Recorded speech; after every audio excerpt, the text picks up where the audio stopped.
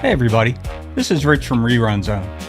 Tonight we're going to spend a few hours revisiting some classic sci-fi movies from the 1950s. For those of you that love the old stuff, whether it be grade A movies like Forbidden Planet or The Day the Earth Stood Still, or schlocky B movies like The Giant Claw or Plan 9 from Outer Space, there's going to be something in here for you.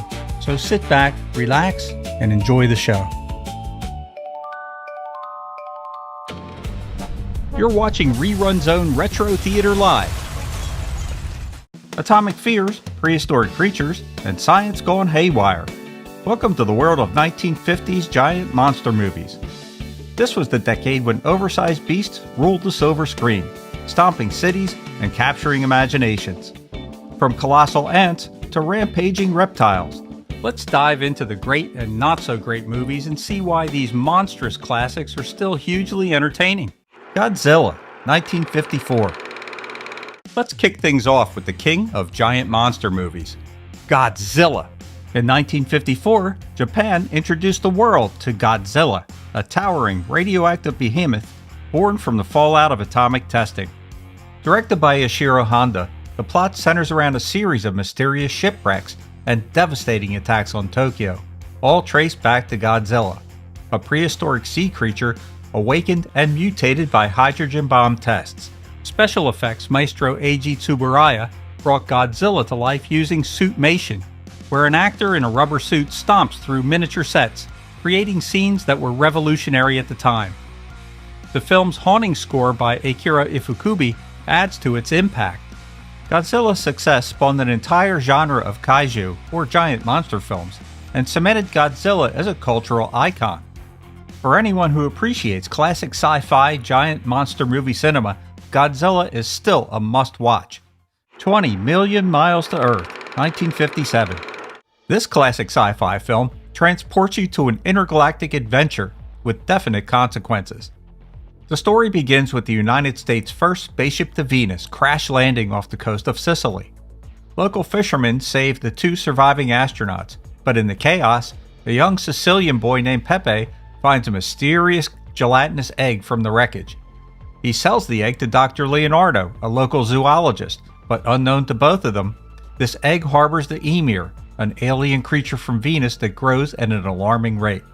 The emir ends up escaping from captivity, which leads to a series of violent and destructive encounters.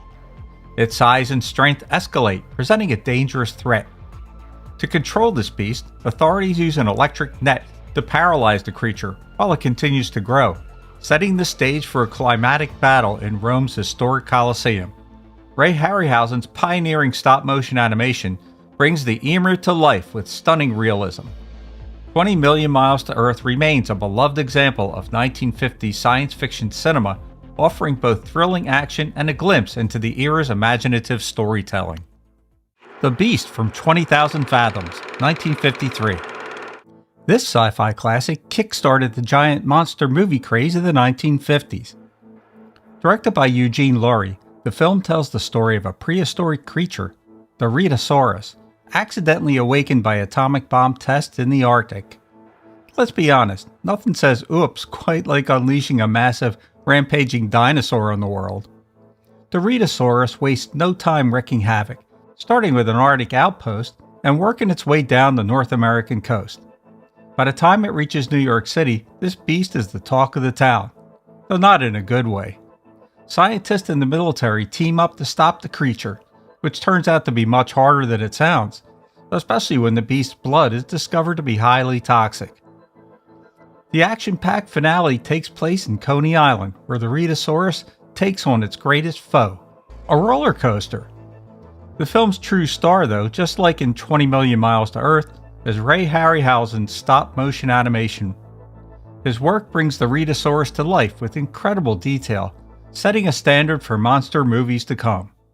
Before I get to the next movie, as most of you know, I'm just one guy, 70 years young, putting this all together with a lot of love for classic TV, movies, and cartoons from back in the day. If you enjoy these trips down memory lane, I'd be thrilled if you hit that subscribe button, or even consider becoming a channel member. It's a simple way to keep this passion project going strong, and it means the world to me. Thanks for being a part of this journey. Now, back to the show. Them, 1954. This film was one of the first of the 1950s nuclear monster movies, and it featured giant mutated ants attacking humanity. It was an era that began with very real fears of nuclear radiation and nuclear fallout. In 1954, the desolate deserts of New Mexico hold a terrifying secret. New Mexico State Police Sergeant Ben Peterson and his partner stumble upon a young girl, mute and traumatized, wandering through the desert. Nearby they find a wrecked vehicle, its owner's missing. When they investigate, the officers encounter another discovery at a nearby general store where the owner has been viciously mutilated. Soon, FBI agent Robert Graham, Dr. Harold Medford, and his daughter Pat arrive, sent by the U.S. Department of Agriculture. Dr. Medford suspects something far more horrifying than a typical animal attack. When the catatonic girl is exposed to the fumes of formic acid, which is a substance associated with ants, she wakes up screaming a single word, them. When the group returns to the desert where the girl was found, a monstrous ant, now grown to gigantic proportions, attacks them. They manage to blind it and kill it, but Dr. Medford's theory is chilling. The first atomic bomb tests have mutated the local ants into giant carnivores. Their food supply has dwindled, and now they've turned to humans. Them is a must-see if you like equal parts suspense and campy fun. It also reflects a real fear of the atomic age. The special effects are a little cheesy at times, but they were top-notch at the time. Check this one out for a good time while you're binge-watching these great 50s sci-fi flicks. Tarantula, 1955. This 1950s sci-fi horror film shows what happens when science goes wrong. Dr. Matt Hastings, a local physician in the fictional town of Desert Rock, Arizona, becomes involved in a terrifying mystery when a series of deaths occur, linked to a condition marked by abnormal growth of the hands, feet, and face. The trail leads to Professor Gerald Deemer, played by Leo G. Carroll, a scientist experimenting with a nutrient intended to address global food shortages by accelerating growth. Unfortunately, his serum has unintended side effects, causing rapid and uncontrollable growth in test subjects. The situation spirals out of control when a tarantula is exposed to the serum. It escapes into the desert and grows to colossal proportions, wreaking havoc on the local population. The film's special effects, great for the time, convincingly depict the gigantic spider terrorizing the desert landscape. A live tarantula was used for most of the scenes, with miniatures and matte effects enhancing the creature's menacing presence.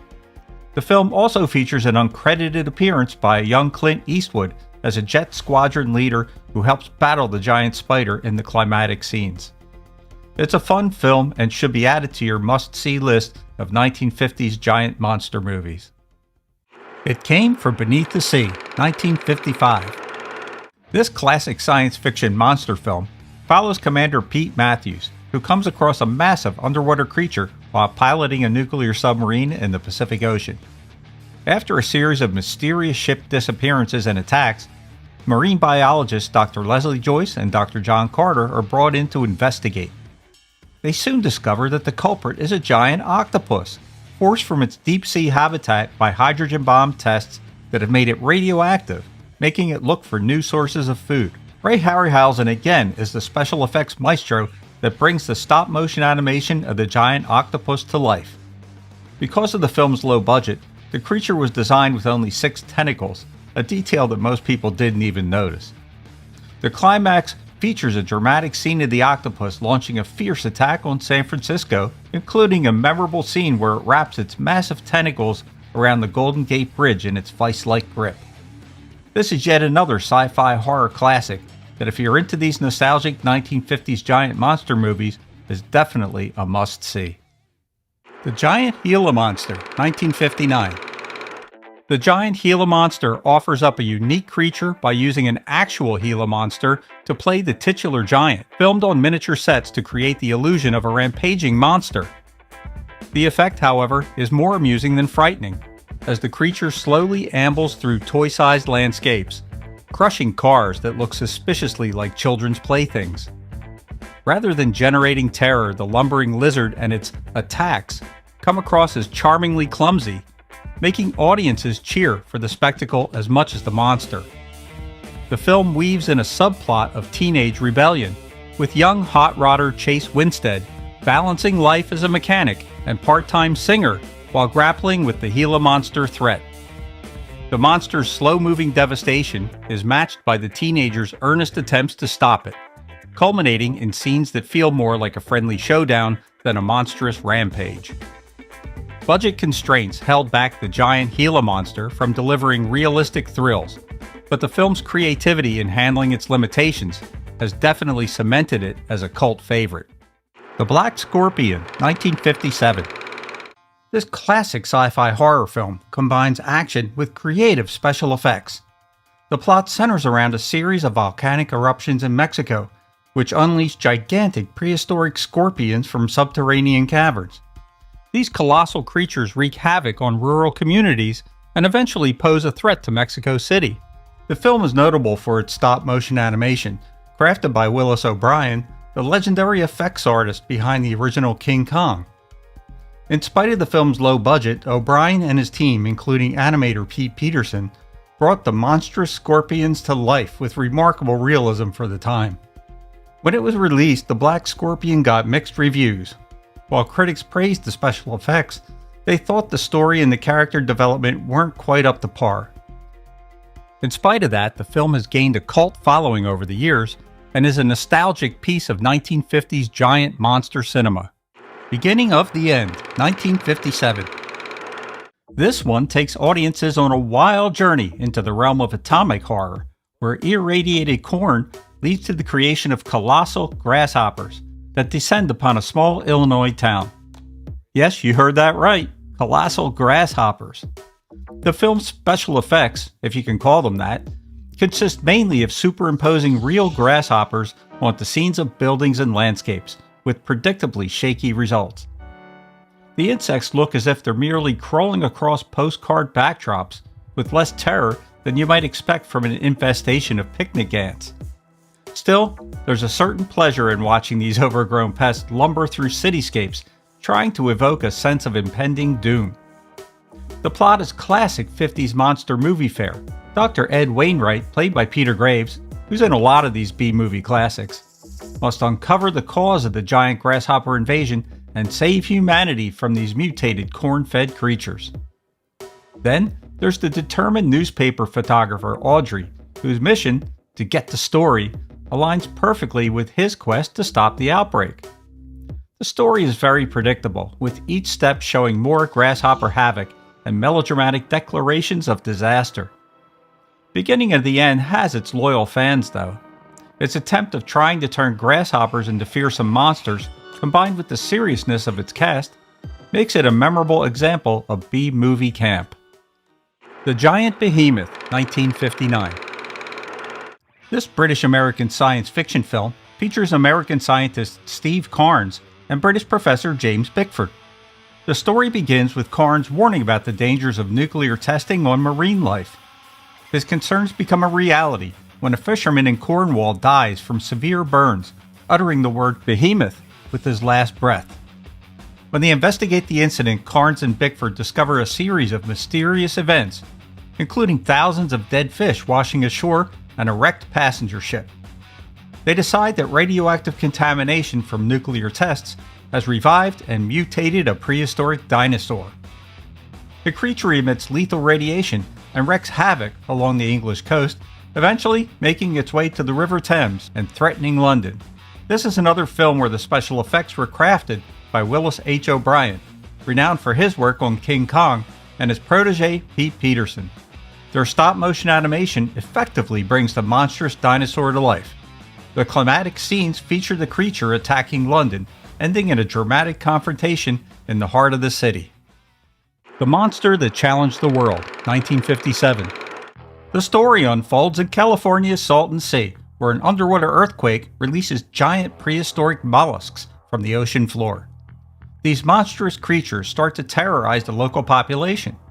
U.S. Navy Lieutenant Commander John Twillinger is called in to investigate the mysterious disappearances and deaths. Teaming up with scientist Dr. Jess Rogers and laboratory assistant Gail McKenzie, Twillinger discovers that the mollusks are breeding rapidly and pose an escalating threat. The team races against time to locate and destroy the creatures before they can spread beyond the Salton Sea and cause widespread devastation. The story is suspenseful, and the use of practical effects effectively brings the menace of the giant mollusks to life. The monster that challenged the world is still a memorable entry and is definitely worth a watch for fans of the genre. The Giant Claw, 1950. A frenzy as a gargantuan, bird-like creature emerges from the skies to terrorize the world by munching on airplanes. This extraterrestrial predator is no ordinary menace. It's a giant, inexplicably powerful bird with an antimatter shield, making it nearly indestructible. But the real magic and laughs come from its appearance.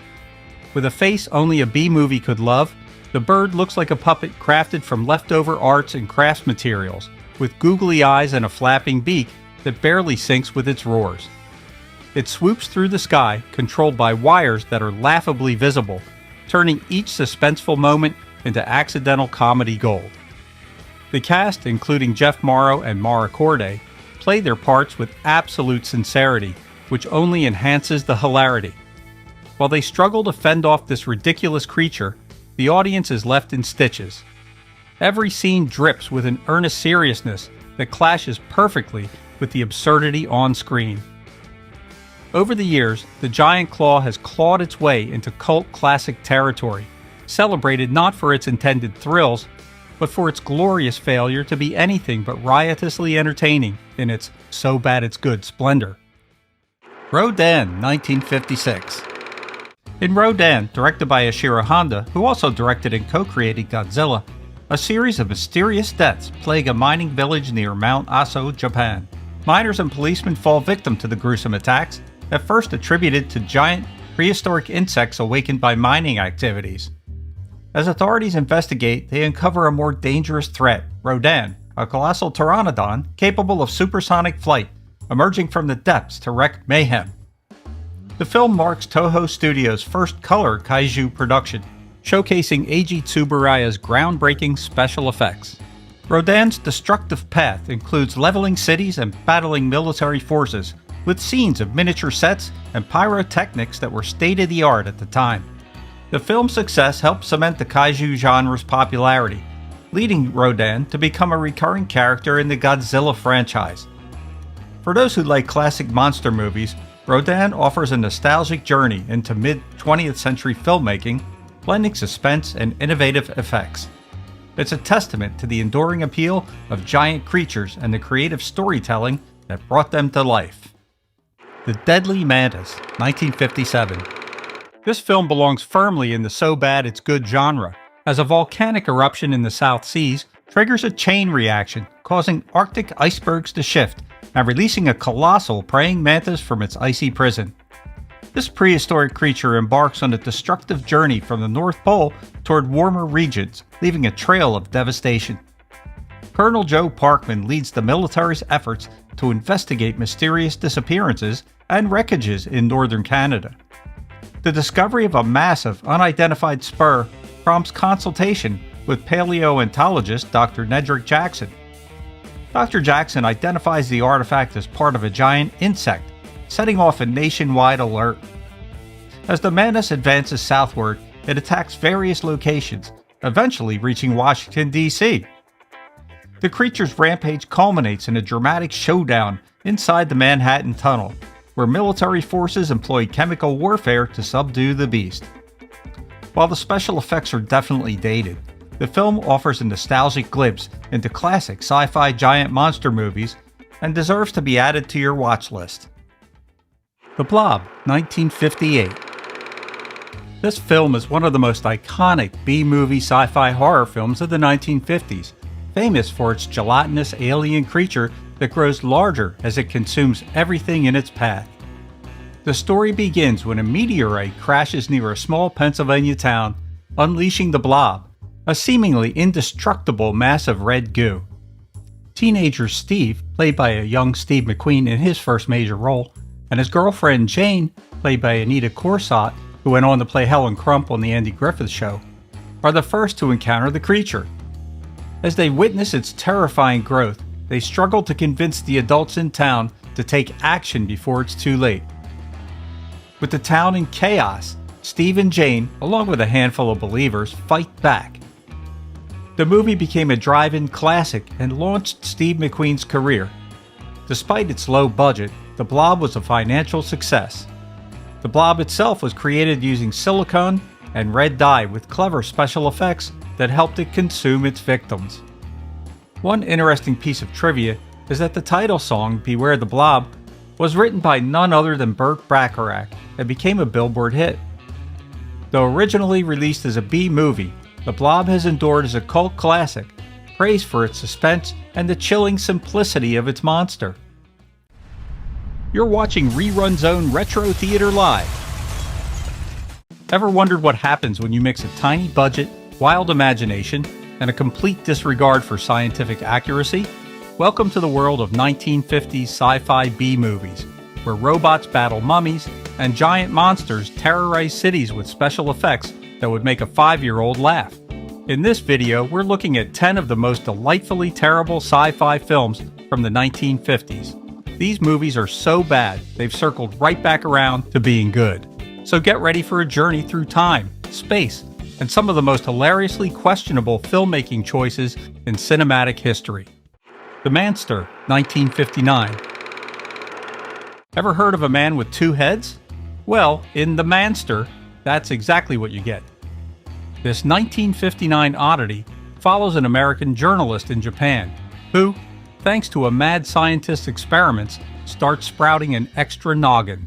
As our hero grapples with his monstrous transformation, the film takes us on a wild ride that's part horror, part unintentional comedy. What makes The Manster truly unique is its American-Japanese co-production. Shot in Japan with a mostly Japanese crew and actors, it blends cultural elements in the most bizarre ways. The special effects, while aiming for scary, end up being more giggle-worthy. Picture a second head bobbing up and down on the actor's shoulder, but only visible at night and never in close-up. The climax is a sight to behold. Our two-headed protagonist battles himself on the edge of a live volcano. It's a scene so absurd, it secured the film's place as a cult classic. Critics called it a pathetic potboiler and never frightening, but that's exactly why we love it today. The Robot vs. the Aztec Mummy, 1958. If you thought a two-headed man fighting himself was odd, you're in for a treat with The Robot vs. the Aztec Mummy. This 1959 film brings together ancient mysticism and futuristic technology in a truly bizarre showdown. As the third installment in a trilogy, this movie recycles much of its plot from its predecessors. The filmmakers had to get creative with their limited resources, relying heavily on stock footage and a convoluted storyline involving the return of the evil Dr. Krupp, seeking revenge after his previous defeat. The climax is a spectacle that's more likely to induce laughter than fear. The robot, initially appearing formidable, faces off against the mummy in a battle that showcases some of the most unintentionally hilarious, low-budget special effects of the era. Adding to the film's charm is its complete disregard for historical accuracy. While the Aztecs weren't known for mummification, this movie blends history and sci-fi with reckless abandon. This peculiar mix of genres paved the way for countless other outlandish cinematic combinations in the years that followed. War of the Colossal Beast, 1958. Changing actors is one thing, but War of the Colossal Beast took it a step further with Lieutenant Colonel Glenn Manning. The once handsome giant from The Amazing Colossal Man transformed into a scarred, one-eyed monster with a serious attitude problem. The filmmakers attempted to explain this drastic change using makeup and lighting tricks that were more amusing than convincing. The plot centers on the military's efforts to capture and contain Manning, who's now terrorizing Mexico. As our jumbo-sized anti-hero stomps through miniature sets, you can't help but wonder if they were built by a kindergarten class. The attention to detail is, let's just say it's unique. The grand finale at Griffith Observatory is truly something to behold. Manning, realizing what he's become, decides to end it all by electrocuting himself on power lines. It's a climax that perfectly encapsulates the wild concepts 1950s sci-fi had to offer, leaving audiences both amused and bewildered. The Brain Eaters, 1958. While Manning's electrifying exit in War of the Colossal Beast left audiences buzzing, another sci-fi flick was about to spark a different kind of shock. In the courtroom, the Brain Eaters featured mind-controlling parasites invading a small town, spreading suspicion and fear among the townspeople. The film's premise caught the attention of Robert A. Heinlein, who saw striking similarities to his novel The Puppet Masters. Heinlein sued the filmmakers for $150,000, claiming they'd copied his work. The irony? The Brain Eaters was made for a mere $26,000 in just 6 days. The shoestring budget was evident in every frame, from the questionable special effects to the rushed plot. The courtroom drama took an amusing turn when the disparity between the lawsuit amount and the film's budget came to light. In the end, Heinlein settled for $5,000 and demanded his name be kept off the credits. It was a sci-fi legal spectacle that probably cost more to litigate than to produce the film itself. King Dinosaur, 1955. From courtroom drama to prehistoric pandemonium, 1950s sci-fi took an unexpected turn with King Dinosaur. This peculiar 1955 film attempted to pass off iguanas as dinosaurs, setting a new standard for creative creature design. In this cinematic curiosity, astronauts land on a newly discovered planet called Nova, only to find it populated by, wait for it, Earth creatures. That's right, iguanas and alligators star as fearsome dinosaurs, while a kinkajou makes a guest appearance as a lemur. The film's use of recycled footage adds to the delightful confusion. The climax involves our intrepid explorers using nuclear power to deal with the planet's inhabitants. TV Guide summed it up perfectly, giving it 1 star and noting that the quickness of the movie shooting shows. With a shoestring budget, director Burt I. Gordon made his debut here, setting the stage for a career filled with thrifty sci-fi spectacles. As we leave Nova behind, get ready for even more outlandish alien worlds to come. The Monster of Piedras Blancas, 1959. From exploding planets to coastal carnage, our next stop takes us to a sleepy seaside town with a deadly secret. The Monster of Piedras Blancas introduces us to a community terrorized by a mysterious beast. As bodies start piling up, the town's fear grows rapidly. The 1959 creature feature showcases a rubber-suited monster crafted by special effects wizard Paul Bladel. The creature bears a striking resemblance to the famous Gillman from Creature from the Black Lagoon, which is no coincidence given Bladel's work on low-budget monster flicks. While the film attempts to build suspense, it often veers into unintentional comedy. The creature's clumsy movements are more likely to induce giggles than screams. Critics at the time called it a pathetic potboiler, and the climactic showdown between the townspeople and the monster, aiming for bravery, lands squarely in camp territory. Manhunt in Space, 1956. Imagine a realm where interstellar travel is as commonplace as taking public transportation, and cosmic diplomacy faces constant threats from nefarious space pirates. This is the universe of Manhunt in Space, a 1956 sci-fi adventure that treads familiar ground in the realm of televised space operas. This film brings Rocky Jones, Space Ranger, to the silver screen. Our protagonist, Rocky, confronts a band of space pirates who've abducted key diplomatic figures. It's a storyline that echoes future space adventures, albeit with a significantly tighter budget. Manhunt in Space demonstrates impressive resourcefulness. The movie liberally borrows footage from the Rocky Jones TV series, creating a sense of déjà vu as familiar scenes repeat themselves across the vast expanse of the cosmos. The film's portrayal of futuristic technology embodies the spirit of 1950s optimism, albeit with a hefty dose of impracticality. Spacecraft have that classic sleek look, while control panels overflow with an abundance of blinking lights. It's a tomorrow where everything appears cutting-edge and pristine, save for the rudimentary special effects. The Space Children, 1958. From blinking control panels to glowing alien brains, 1950s Sci-Fi had a unique way of visualizing the future. The Space Children explored a chilling possibility. What if the real threat wasn't in space, but in the minds of our children?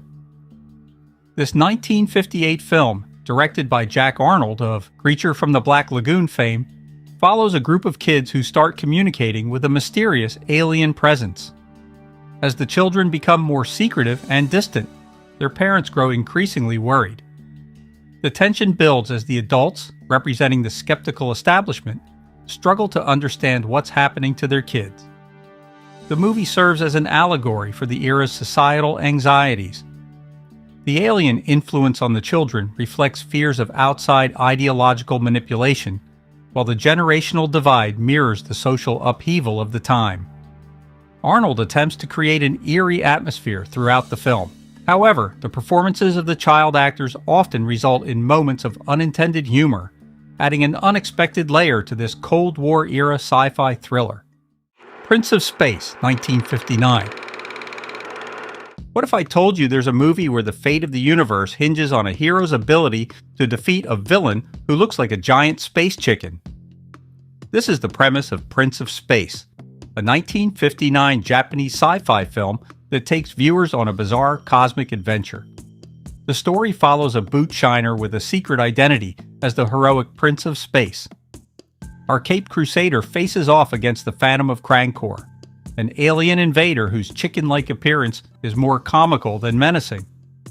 Their battles are a spectacle of low-budget special effects that somehow enhance the entertainment value. Prince of Space found an audience in Japan and later gained cult status in the West.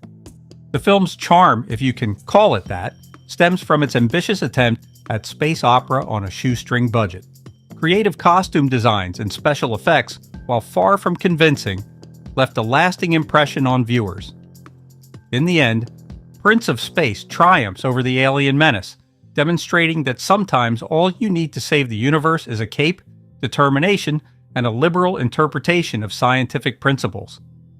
As we move on from this poultry-inspired alien invasion, prepare yourself for even more outlandish extraterrestrial designs in our next feature. Terror from the Year 5000, 1958. Terror from the Year 5000 takes the concept of a femme fatale to extremes, spanning millennia instead of mere decades. This 1950s sci-fi film follows a series of mysterious deaths in a small town, eventually revealing an unexpected culprit, a woman from the distant future. The time traveler's appearance is a testament to the film's creativity in the face of budget constraints.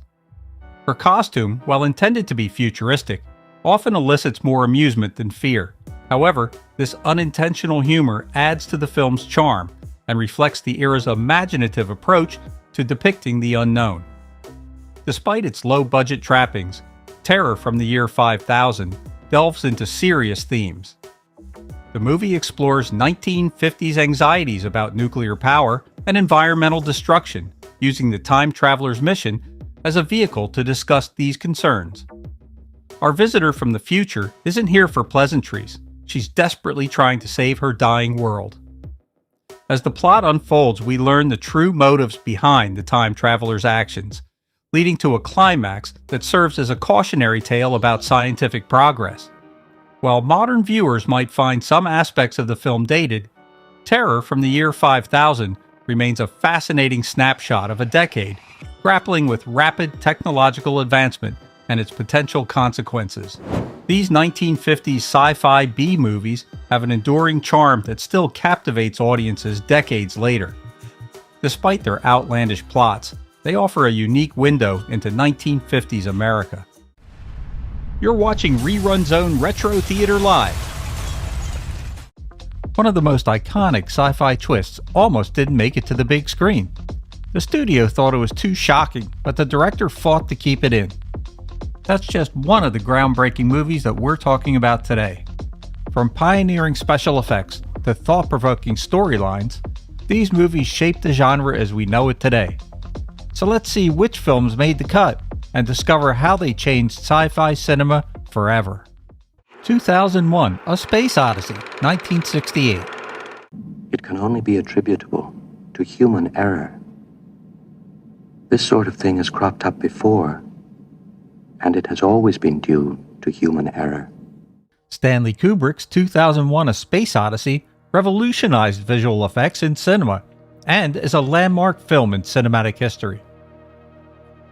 This masterpiece set new benchmarks for how space is portrayed on screen. The use of groundbreaking special effects techniques created unprecedented realism in zero-gravity environments and spacecraft models. Kubrick's approach to visual effects was revolutionary. He introduced techniques that became staples in the genre and pushed the boundaries of what was visually possible. Kubrick once said that the challenge was to make it look effortless, when in reality, it was incredibly complex. The film's depiction of spacecraft in zero-gravity environments was achieved by meticulously building large-scale miniature models. These models weren't just props, but engineered art pieces designed to look authentic from every angle. The impact of 2001: A Space Odyssey on sci-fi cinema can't be overstated. It inspired generations of filmmakers to strive for visual and narrative innovation. The film's slow pace, use of silence and music, and philosophic inquiries into human evolution, artificial intelligence, and the nature of reality have influenced countless works, from Star Wars to Interstellar. Kubrick's 2001: A Space Odyssey reshaped the perception of what cinema could be, and it stands as a testament to the power of film to explore the cosmos. Planet of the Apes, 1968. I know who I am, but who are you? How in hell did this upside-down civilization get started? When Planet of the Apes hit theaters, it introduced us to a world where primates ruled and humans were the slaves. Charlton Heston plays astronaut Taylor, and when he and his crew awaken from hibernation, they find a grim reality. Their spacecraft has crashed on a seemingly alien planet after traveling thousands of years into the future. The three astronauts, Dodge, Landon, and Taylor, wander through barren landscapes encountering primitive, mute humans before being ambushed by guerrilla soldiers. Dodge is killed by the guerrillas, Landon is captured, and Taylor is shot in the throat and taken to Ape City, an advanced civilization where apes dominate and humans are treated as vermin. Under the care of chimpanzee psychologist Zira and her fiancé Cornelius, Taylor slowly recovers. When his voice finally returns, his first words shock his captors. Take your stinking paws off me, you damn dirty ape! This pivotal moment establishes Taylor as a significant threat. Dr. Zaius, the leader of the orangutans, tries to hide Taylor's discoveries, fearing they would disrupt ape society. Taylor learns Landon has been lobotomized and discovers Dodge's body displayed in a museum. When Zira and Cornelius help, he escapes to the Forbidden Zone, where remnants of a human civilization predate the apes. In a dramatic confrontation, Taylor forces Dr. Zaius to enter a cave containing human artifacts, including a talking doll, a chilling confirmation of humanity's past dominance. The story's legendary twist ending is credited to Rod Serling, who reimagined Pierre Boulez's original novel. While Serling's vision of a modern city dominated by apes was abandoned for budgetary reasons, his suggestion to feature the ruins of the Statue of Liberty became iconic. As Taylor and Nova ride along the shoreline, the shattered statue emerges, revealing this alien planet is actually Earth, destroyed by nuclear war. Overcome with despair, Taylor curses humanity's folly in a haunting finale. Fantastic Voyage, 1966. You said there was a quick way out. We could follow the optic nerve to the corner of the eye. Imagine shrinking down to a microscopic size and embarking on an adventure through the human body. A journey as perilous as any voyage through uncharted seas. That's the premise of the 1966 film Fantastic Voyage, a cinematic marvel that took audiences on an unprecedented exploration inside the human body. The story begins with a daring Cold War-era rescue mission. Scientist Dr. Banesh who has discovered a method to shrink matter, is critically injured while defecting to the West. To save his life and extract his vital knowledge, a team of experts undertakes an unprecedented mission, shrinking themselves and a submarine, called the Proteus, down to microscopic size to perform life-saving surgery inside his body. Led by medical surgeon Dr. Duval, his assistant Cora Peterson, CIA agent Grant, pilot Captain Owens, and a secretive mission specialist Dr. Michaels, the team navigates Benet's bloodstream in a race against time. Their journey takes them through awe-inspiring landscapes of arteries, lungs, and the heart, encountering challenges like antibodies and turbulent currents. To add to the tension, the shrinking process has a strict 1-hour limit before the miniaturization reverses, threatening their lives and Benet's survival. Their mission is further complicated when it's revealed that one of the crew members is a saboteur, working to thwart the operation. The film, inspired by a story idea from Otto Clement and Jerome Bixby, was brought to life by screenwriter Harry Kleiner and benefited from cutting-edge special effects that earned it 2 Academy Awards. It's a thrilling blend of science fiction, medical drama, and Cold War intrigue. Hey everybody, it's Rich from Rerun Zone. Just wanted to take a minute to thank my channel members who helped bring this video to you. If you'd like to help support my efforts, sign up to be a channel member for as little as 99 cents. Click the link in the first pinned comment below for more info. Oh, and hit that subscribe button while you're down there. It really does help me out. Thanks for watching, and now back to the show. The Time Machine, 1960. If that machine can do what you say it can, destroy it. Destroy it, George, before it destroys you! In The Time Machine, based on H.G. Wells' timeless novel, George, a Victorian inventor, defies the boundaries of his era to chase the ultimate question: what lies ahead for humanity? Played by Rod Taylor, George constructs a dazzling, brass-clad machine capable of traveling through time. With a mix of awe and trepidation, he steps inside, setting the dials forward into the unknown. His initial leaps through the decades show rapid technological progress, but also the shadow of war and human suffering. In a particularly harrowing stop, he witnesses London destroyed by a nuclear holocaust.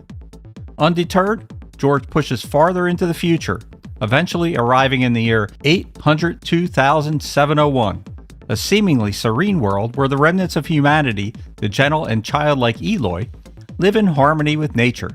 But appearances are definitely deceiving. George soon discovers the Eloy are controlled by the terrifying Morlocks, a subterranean race of monstrous beings who maintain the Eloy as livestock. Determined to free them, George confronts the Morlocks in their eerie, labyrinthine tunnels, battling their oppressive hold. The film's striking visuals, such as the mesmerizing time-lapse effects of cities rising and falling, bring George's journey to vivid life. The film's special effects were groundbreaking, especially its use of time-lapse photography to illustrate the passage of time.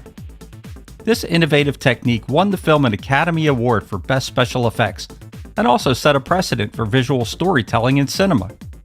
The film remains a hallmark of classic sci-fi cinema, urging us to consider not just where we're going, but who we'll eventually become along the way. The Day of the Triffids, 1962. Then how does it move? All plants move. They don't usually pull themselves out of the ground and chase you.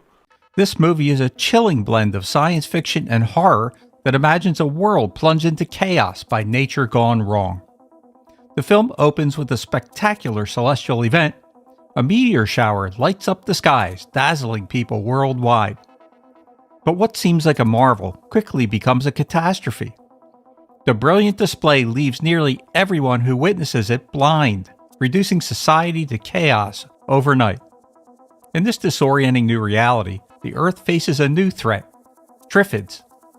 These towering carnivorous plants with an eerie ability to move and kill begin to prey on humanity, spreading unchecked in the absence of sighted defenders.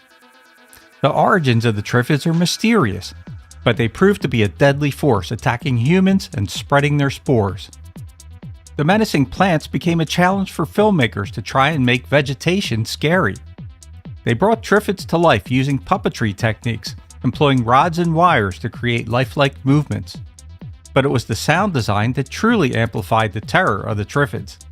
The sound team introduced an array of rustling, clicking, and menacing noises to accompany the Triffids' movements.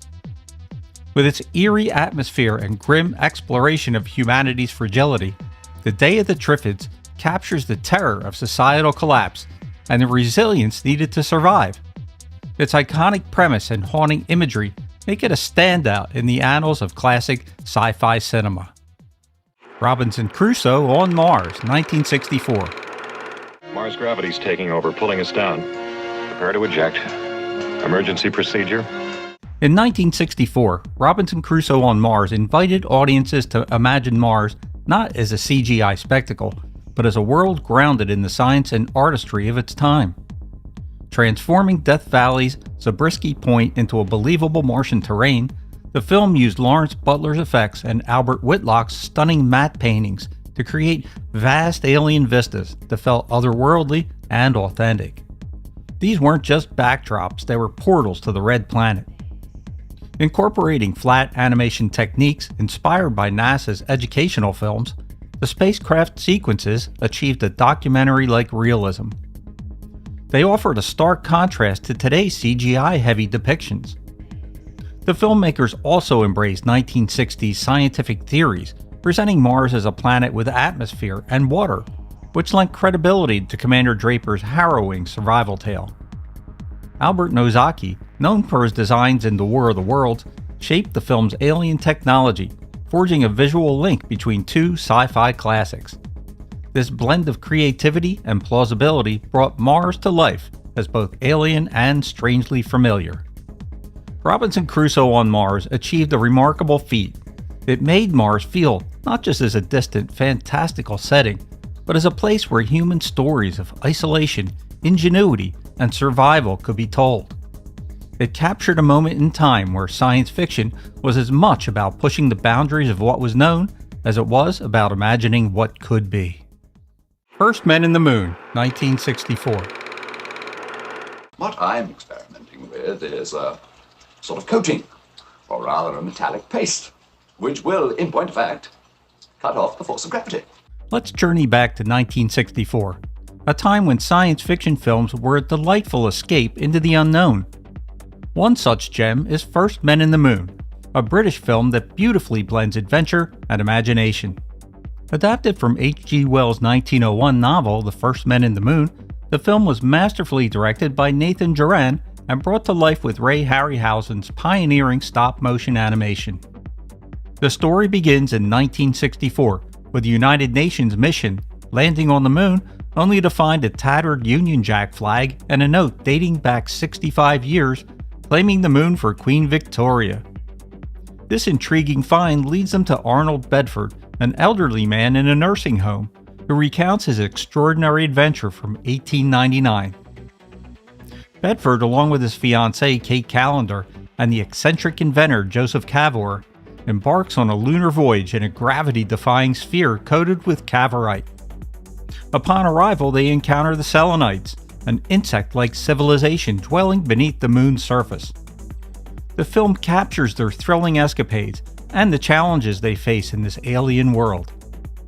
For those who love classic cinema, First Men in the Moon is a delightful blend of Victorian charm and mid-20th century filmmaking.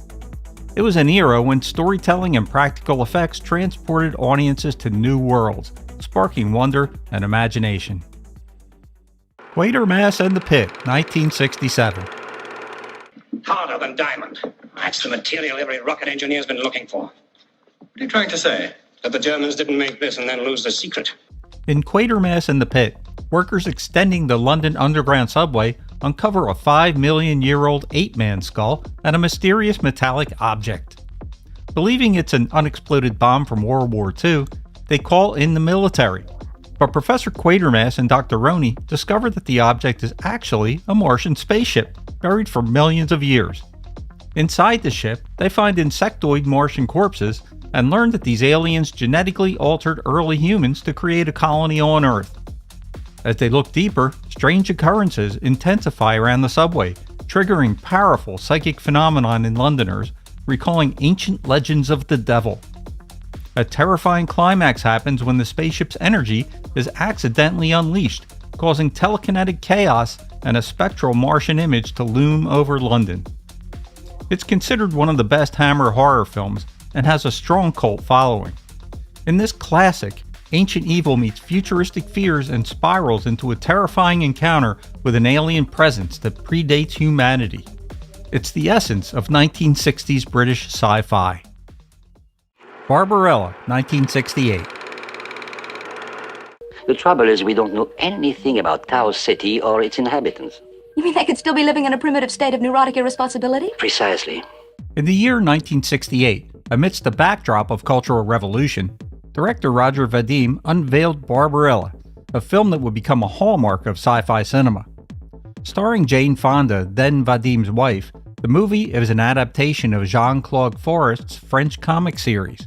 Fonda embodies Barbarella, a daring space adventurer from the 41st century, tasked by Earth's president to locate the missing scientist Durand, whose creation, the positronic ray, poses a dire threat to humanity. The film's story takes Barbarella on an odyssey through the Tau Ceti planetary system. Along her journey, she encounters a series of eclectic characters: the blind angel Pygar, the enigmatic Black Queen, and the peculiar Professor Ping. Each meeting challenges Barbarella's perceptions and propels her into surreal escapades, blending elements of adventure, fantasy, and a touch of sensuality. Barbarella is celebrated for its imaginative set designs and the distinctive visual flair characteristic of the late 60s. The film's soundtrack complements its whimsical tone, capturing the spirit of the era. When released, the film got a spectrum of reactions.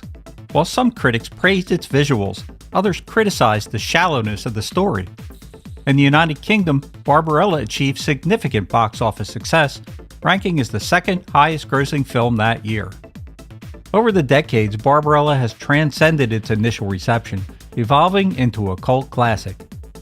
For those who experienced the transformative years of the 1960s, revisiting Barbarella offers a nostalgic journey into a film that mirrors the era's experimental nature and imaginative spirit. Fahrenheit 451, 1966. Well, take my word for it, Montag. There's nothing there. The books have nothing to say. In 1966, visionary French director François Truffaut ventured beyond his native language to bring Ray Bradbury's acclaimed 1953 novel Fahrenheit 451 to the silver screen. This marked Truffaut's first color film and his only English-language project, a testament to his passion for storytelling. Set in a dystopian future, the film introduces us to Guy Montag, portrayed by the talented Austrian actor Oskar Werner. Montag is a fireman, but not in the traditional sense. Instead of putting out fires, his duty is to burn books, which the oppressive government has outlawed to suppress dissent and independent thought. Julie Christie delivers a remarkable dual performance as both Montag's wife Linda, who's absorbed by mind-numbing television programs, and Clarice, a free-spirited schoolteacher who challenges Montag to question his role in society. The film's production took place at the iconic Pinewood Studios in England, a hub for many classic films. Truffaut collaborated with renowned cinematographer Nicholas Roeg, whose visual artistry enhanced the film's haunting atmosphere. Complementing the visuals, the evocative score by composer Bernard Herrmann, known for his extraordinary work on Hitchcock's films, deepened the emotional resonance of the story. When released, Fahrenheit 451 received critical acclaim for its thought-provoking themes and compelling performances. It was even nominated for the prestigious Golden Lion at the 27th Venice International Film Festival. For anyone who loves classic sci-fi cinema, Truffaut's adaptation of Fahrenheit 451 remains a poignant exploration of censorship and the enduring power of literature. It remains a prophetic warning against government censorship and the importance of free speech in the world today. These classics laid the groundwork for today's visual spectacles.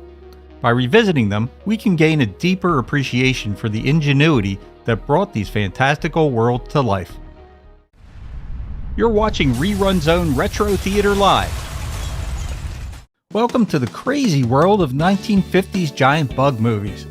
From radioactive ants to colossal spiders, these films captured the imagination of a generation. But what made them so captivating, and why did they resonate with audiences? Join us today as we count down our top 10 big bug flicks that defined an era of sci-fi cinema. With that said, let's get started. Earth vs. the Spider, 1958. Are you sure that thing's dead? Sure it's dead. How come it kicked me? Earth vs. the Spider was a 1958 drive-in favorite. It blended teen rebellion with arachnid horror. The story zeroes in on a quaint American town besieged by an enormous tarantula. The story unfolds with teenager Carol and her boyfriend Mike discovering her father's abandoned truck near a mysterious cave.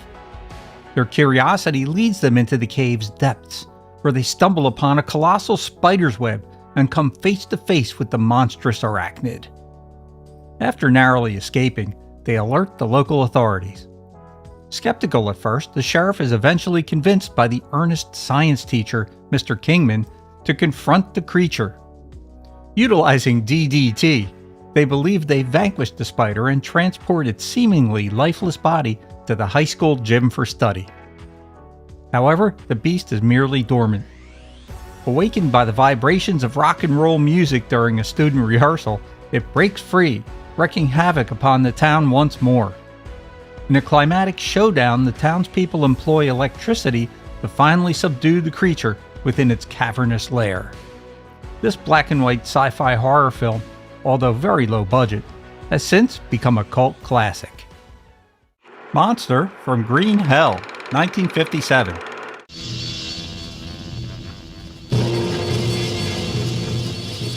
In this film, a scientific experiment goes wrong, causing wasps exposed to radiation to grow to monstrous proportions. Of course, these creatures don't stay contained. Instead, they end up terrorizing a remote region in Africa known ominously as Green Hell. Scientist Dr. Quent Brady and Dan Morgan venture into the wild to investigate the mysterious deaths occurring in the area, only to confront giant mutated wasps with an appetite for destruction. The movie's low budget is obvious, and the monster effects are more amusing than frightening. The giant wasps, brought to life with clunky stop motion and exaggerated models, looked like they could topple over from their own weight.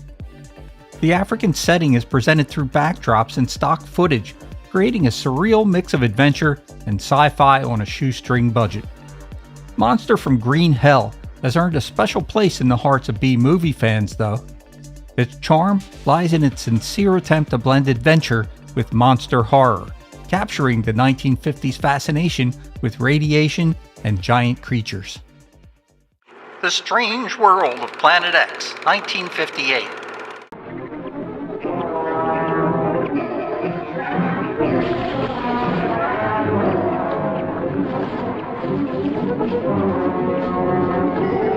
The Strange World of Planet X, also known in the US as Cosmic Monsters, is a British sci-fi horror film directed by Gilbert Gunn. Set in the English countryside, the film follows physicist Dr. Laird, who's conducting dangerous magnetic field experiments that disrupt Earth's protective atmosphere. His experiments cause cosmic rays to penetrate the atmosphere, and they trigger strange weather and mutating local insects into giant deadly creatures. An American scientist, Gil Graham, and computer expert Michelle DuPont try to stop Dr. Laird as his experiments escalate. Meanwhile, a mysterious Mr. Smith, who turns out to be an alien from Planet X, arrives to warn humanity of the potentially catastrophic effects of Laird's work, which threaten even his own distant world.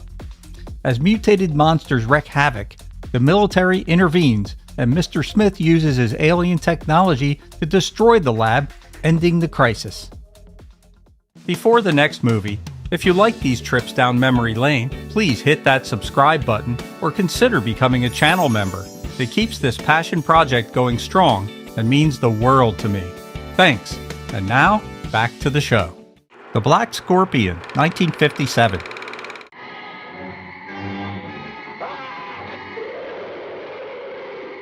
This classic sci-fi horror film combines action with creative special effects. The plot centers around a series of volcanic eruptions in Mexico, which unleash gigantic prehistoric scorpions from subterranean caverns. These colossal creatures wreak havoc on rural communities and eventually pose a threat to Mexico City. The film is notable for its stop-motion animation, crafted by Willis O'Brien, the legendary effects artist behind the original King Kong. In spite of the film's low budget, O'Brien and his team, including animator Pete Peterson, brought the monstrous scorpions to life with remarkable realism for the time. When it was released, the Black Scorpion got mixed reviews. While critics praised the special effects, they thought the story and the character development weren't quite up to par. In spite of that, the film has gained a cult following over the years and is a nostalgic piece of 1950s giant monster cinema. Beginning of the end, 1957. This is observation post number 1. I'm right in the middle of them.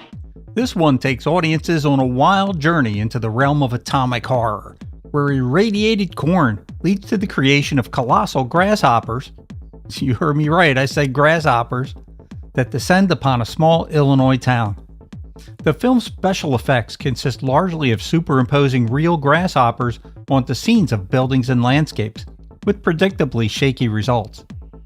The insects appear as if they're merely crawling across postcard backdrops, with less terror than one might expect from an infestation of picnic ants. Still, there's a certain charm in watching these overgrown pests lumber through cityscapes, attempting to evoke a sense of impending doom. The plot is classic 50s monster movie fare. Dr. Ed Wainwright, played by Peter Graves, must uncover the cause of the giant grasshopper invasion and save humanity from these mutated corn-fed creatures. Alongside him is the determined newspaper photographer Audrey, whose mission to get the story aligns with his quest to stop the outbreak. The story follows predictable beats, with each step forward revealing more grasshopper havoc and more melodramatic declarations of disaster. Despite its technical limitations, Beginning of the End has found a loyal fan base. The sheer audacity of trying to turn grasshoppers into fearsome monsters, combined with the earnestness of its cast, makes it a memorable example of B-movie charm. It's a delightful campy film that stood the test of time and is celebrated for its creativity in making the mundane monstrously entertaining. The Deadly Mantis, 1957.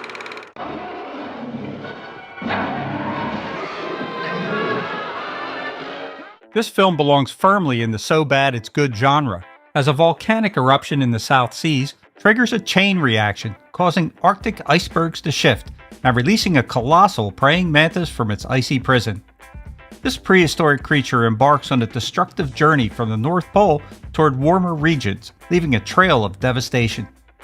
Colonel Joe Parkman leads the military's efforts to investigate mysterious disappearances and wreckages in northern Canada. The discovery of a massive, unidentified spur prompts consultation with paleontologist Dr. Nedrick Jackson. Dr. Jackson identifies the artifact as part of a giant insect, setting off a nationwide alert. As the mantis advances southward, it attacks various locations, eventually reaching Washington, D.C. The creature's rampage culminates in a dramatic showdown inside the Manhattan Tunnel, where military forces employ chemical warfare to subdue the beast. While the special effects are definitely dated, the film offers a nostalgic glimpse into classic sci-fi giant monster movies and deserves to be added to your watch list. The Monster That Challenged the World, 1957. I've been with this office for 15 years, but I've never seen anything like this. Have you, Josh? Afraid not. The story unfolds in California's Salton Sea, where an underwater earthquake releases giant prehistoric mollusks from the ocean floor. These monstrous creatures start to terrorize the local population. U.S. Navy Lieutenant Commander John Twillinger is called in to investigate the mysterious disappearances and deaths. Teaming up with scientist Dr. Jess Rogers and laboratory assistant Gail McKenzie, Twillinger discovers that the mollusks are breeding rapidly and pose an escalating threat. The team races against time to locate and destroy the creatures before they can spread beyond the Salton Sea and cause widespread devastation. The story is suspenseful and the use of practical effects effectively brings the menace of the giant mollusks to life. The monster that challenged the world is still a memorable entry and is definitely worth a watch for fans of the genre. Tarantula, 1955.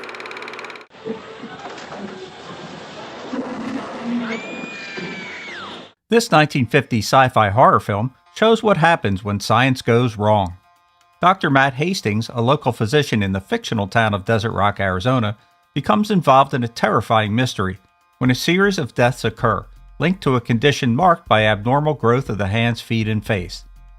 The trail leads to Professor Gerald Deemer, played by Leo G. Carroll, a scientist experimenting with a nutrient intended to address global food shortages by accelerating growth. Unfortunately, his serum has unintended side effects, causing rapid and uncontrollable growth in test subjects. The situation spirals out of control when a tarantula is exposed to the serum. It escapes into the desert and grows to colossal proportions, wreaking havoc on the local population. The film's special effects, great for the time, convincingly depict the gigantic spider terrorizing the desert landscape. A live tarantula was used for most of the scenes, with miniatures and matte effects enhancing the creature's menacing presence. The film also features an uncredited appearance by a young Clint Eastwood as a jet squadron leader who helps battle the giant spider in the climatic scenes. It's a fun film and should be added to your must-see list of 1950s giant monster movies. The Fly, 1958. Don't hurt it. Oh, God, don't let it get out. This 1958 sci-fi classic is a chilling tale starring the then mostly unknown David Hedison as Andre in the starring role, and the legendary Vincent Price as his brother Francois. Set in Montreal, Quebec, the film kicks off with a disturbing mystery. A scientist is found dead in his lab, with his head and arm crushed under a hydraulic press.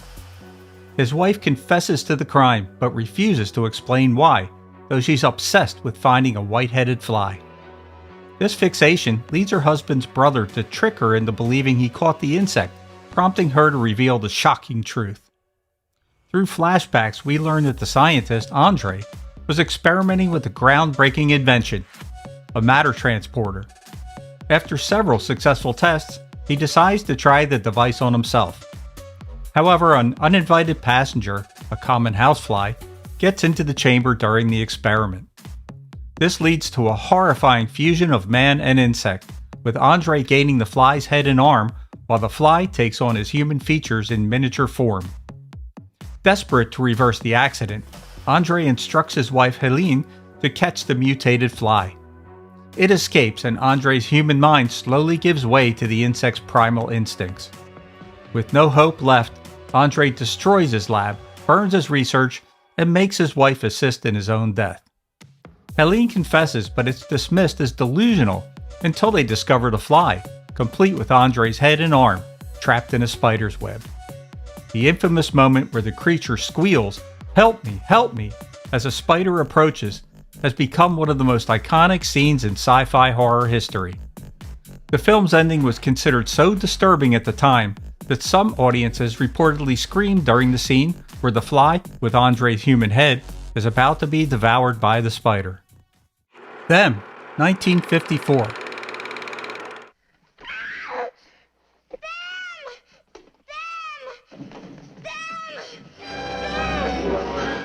This film was one of the first of the 1950s nuclear monster movies, and it featured giant mutated ants attacking humanity.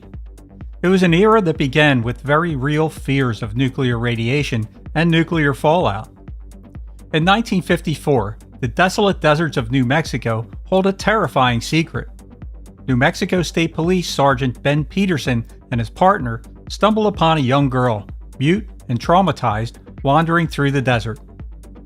Nearby, they find a wrecked vehicle, its owner's missing. When they investigate, the officers encounter another discovery at a nearby general store where the owner has been viciously mutilated. Soon, FBI agent Robert Graham, Dr. Harold Medford, and his daughter Pat arrive, sent by the U.S. Department of Agriculture. Dr. Medford suspects something far more horrifying than a typical animal attack. When the catatonic girl is exposed to the fumes of formic acid, which is a substance associated with ants, she wakes up screaming a single word, them. When the group returns to the desert where the girl was found, a monstrous ant, now grown to gigantic proportions, attacks them. They manage to blind it and kill it, but Dr. Medford's theory is chilling. The first atomic bomb tests have mutated the local ants into giant carnivores. Their food supply has dwindled, and now they've turned to humans. Them is a must-see if you like equal parts suspense and campy fun. It also reflects a real fear of the atomic age. The special effects are a little cheesy at times, but they were top-notch at the time. Check this one out for a good time while you're binge-watching these great 50s sci-fi flicks. You're watching Rerun Zone Retro Theater Live. Ah, the 1950s. What a great time for sci-fi movies, and especially movies with flying saucers and alien invasions. Who doesn't love them? In this video, we're going to cover our favorite 1950s sci-fi movies that prominently feature UFOs, flying saucers, and alien encounters. So get ready for a journey back to the golden age of sci-fi cinema. Prepare to revisit the classics that made us look to the skies with equal parts wonder and paranoia. The Day the Earth Stood Still, 1951. The universe grows smaller every day, and the threat of aggression by any group, anywhere, can no longer be tolerated. Who can disagree that this film shouldn't be at the top of the list of all-time greats? This classic film introduced the concept of peaceful aliens coming to Earth with a message: get your shit together or face total destruction. In a time when Cold War paranoia was in full swing, out of the sky comes a flying saucer that lands right near the White House. This movie introduces us to Klaatu, an extraterrestrial with one simple request: stop killing yourselves, or I'll do the job for you. Klaatu's sidekick, the robotic Gort, has the power to vaporize just about anything, so yeah, not a guy you want to mess with. When Klaatu is shot by a panicked soldier, the power of Gort is unleashed, swiftly neutralizing the threat. Now under guard, Klaatu escapes, blending into human society as Mr. Carpenter. He befriends a widow Helen and her young son Bobby, while seeking out a brilliant scientist, Professor Barnhart, to deliver his warning to humanity. In a demonstration of his immense power, Klaatu decides to halt all electrical activity on Earth, sending a clear signal of the consequences if mankind ignores his message. Klaatu tells Helen that if anything should happen to him, she must seek out Gort and say the words Klaatu Barada Nikto. The army tracks Klaatu down and kills him, so Helen goes to the saucer to find Gort, who retrieves Klaatu's body after she speaks those words and brings him back to life, but only temporarily. In a final plea to world leaders, Klaatu delivers an ultimatum: join the peaceful interplanetary alliance or face total annihilation.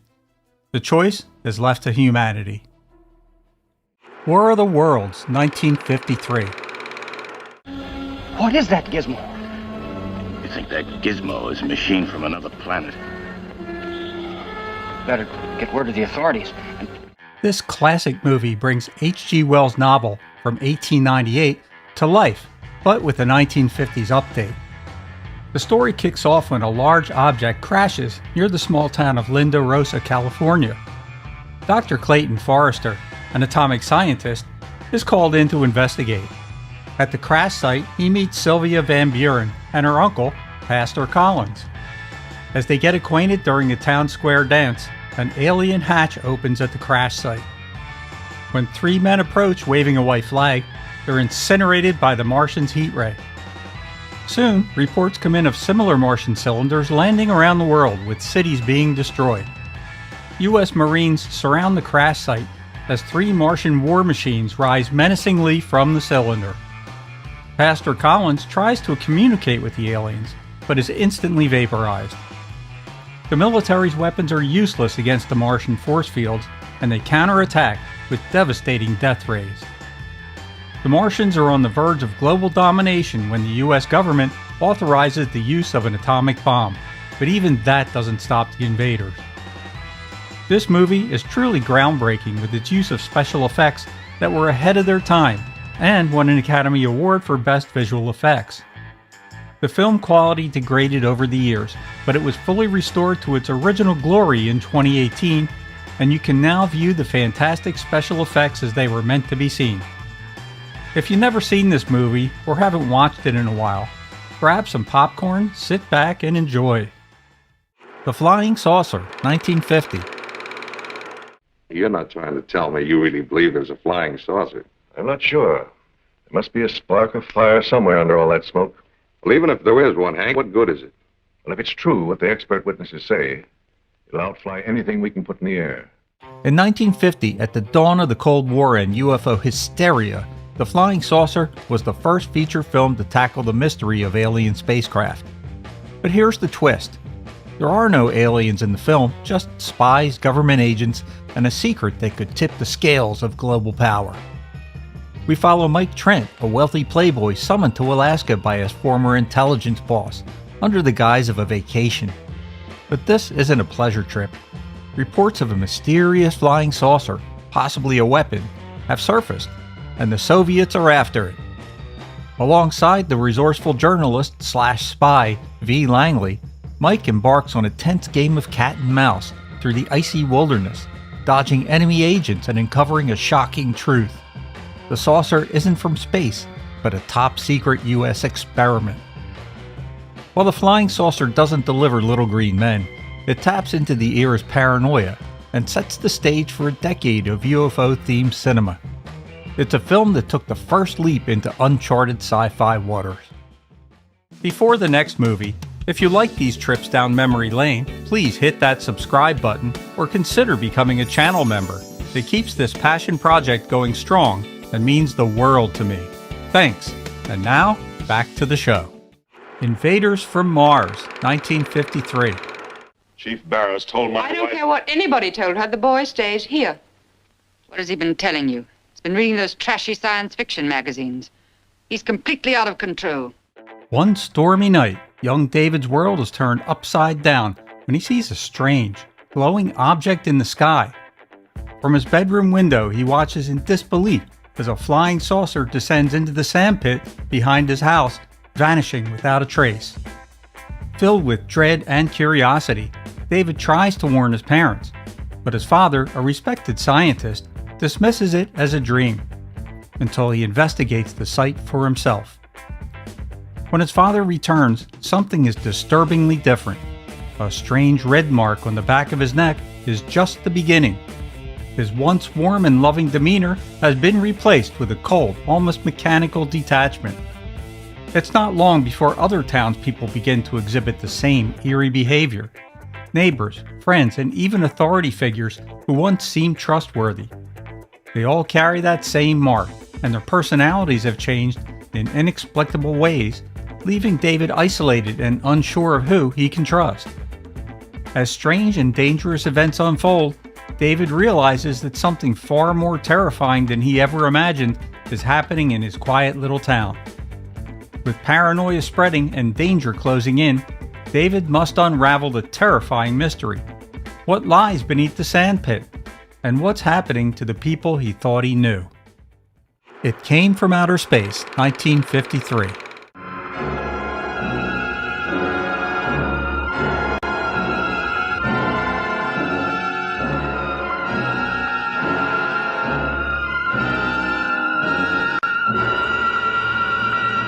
In the sleepy little town of Sandrock, Arizona, the night sky lights up with a spectacular meteorite crash.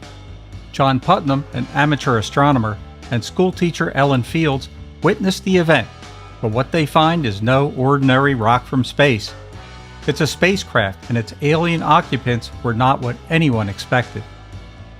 As locals begin to vanish, only to return somehow changed, it's clear that something sinister is going on. Putnam ventures alone into an abandoned mine looking for the ship's inhabitants, where he finally discovers the truth. The aliens, jellyfish-like beings with the ability to mimic humans, have crash-landed on Earth. In a story based on author Ray Bradbury's original treatment for a film titled The Meteor, It came from outer space as a sci-fi horror film with a twist ending that'll leave you wondering about the aliens' final fate. Killers from Space, 1954. What is this place? Who are you? What are you doing to me? Can't you speak? Who are you? Here, we follow Dr. Douglas Martin, an intrepid scientist who's abducted by aliens with impossibly large, bulging eyes. Think ping pong balls glued to faces, giving them an insect-like comical appearance that's more laugh-worthy than menacing. These extraterrestrials have grand plans for Earth's conquest, but the details are as shaky as their prosthetic eyes. Using pseudo-scientific jargon that would make any modern scientist wince, the aliens plot to unleash mutated creatures to wipe out humanity. Dr. Martin, desperate to expose their plan, grapples with a strange memory loss that only deepens the mystery. The film's science is delightfully nonsensical, straying so far from reality that it becomes its own brand of entertainment. Concepts like atomic energy and mutation are tossed around with little understanding, but the sincerity of the cast, led by Peter Graves as Dr. Martin, keeps things moving with a level of seriousness that enhances the absurdity. Despite its flaws, or maybe because of them, Killers from Space has a unique charm that captures the era's enthusiasm for space and science fiction, making it a quintessential B-movie that's as unintentionally funny as it is endearing. For fans of vintage sci-fi, it's a delightful time capsule of 1950s imagination. Plan 9 from Outer Space, 1959. What do you think will be the next obstacle the Earth people will put in our way? Well, as long as they can think, we'll have our problems. But those whom we're using cannot think. They are the dead. In Plan 9 from Outer Space, aliens decide humanity's explosive ambitions threaten the entire cosmos, so they resort to Plan 9, a scheme to resurrect Earth's dead and plunge society into chaos. This infamous sci-fi horror hybrid was directed by Ed Wood, often hailed as the worst director of all time. The film features Bela Lugosi's last role, though most of his scenes consist of him just wandering around, with later scenes filled in by a body double who didn't resemble him at all. The production choices became legendary. Flying saucers? They're pie tins dangling on fishing lines. The tombstones wobble like cardboard cutouts because that's exactly what they are. Dialogue is stiff with lines that sound like they were plucked from an elementary school play. The cast included cult figures like the ghoulish Vampira and the wrestler-turned-actor Tor Johnson, whose exaggerated expressions and stilted acting only add to the film's bizarre charm. Today, Plan 9 is celebrated as a so-bad-it's-good masterpiece, where every scene feels like an accidental homage to the pitfalls of low-budget cinema. There's a strange allure in its flaws, inviting audiences to laugh along with its unintentional hilarity and ambitious absurdity. This Island Earth, 1955. We'd like you to join our team, as you might say, at once. You'll make arrangements to leave immediately. Wait a moment. I didn't say... At 5 o'clock Wednesday morning, our plane will land at your field. It will wait exactly 5 minutes and then depart. Whether I'm aboard or not? In this 1955 sci-fi classic, we follow the adventures of Dr. Cal Meacham, a top-notch physicist with a knack for getting into intergalactic escapades. After receiving mysterious components and assembling a device called an interocitor, think of it as the 1950s version of a Zoom call with aliens, Cal finds himself in contact with Exeter, a peculiar fellow with a forehead that could rival a drive-in movie screen. Exeter invites Cal to join a clandestine research project, which, unsurprisingly, turns out to be more than just your average science club. Upon arrival at a secretive facility, Cal reunites with Dr. Ruth Adams, an old flame who seems to have forgotten their past, perhaps the ultimate cold shoulder. As Cal and Ruth dig deeper, they uncover that Exeter and his cohorts are actually aliens from the planet Metaluna, seeking Earth's help in their war against the sinister Zagons. Before you can say, "Take me to your leader," Cal and Ruth are whisked away to Metaluna, a planet under siege, featuring landscapes that look like a lava lamp gone haywire. The film culminates in a daring escape back to Earth, with our heroes narrowly avoiding becoming space dust. This island Earth stands out for its vibrant Technicolor visuals and special effects that were groundbreaking for its time. While some modern viewers might chuckle at the film's earnestness and the Metaluna's fashion choices, it remains a beloved piece of sci-fi cinema history. UFO, 1956 documentary.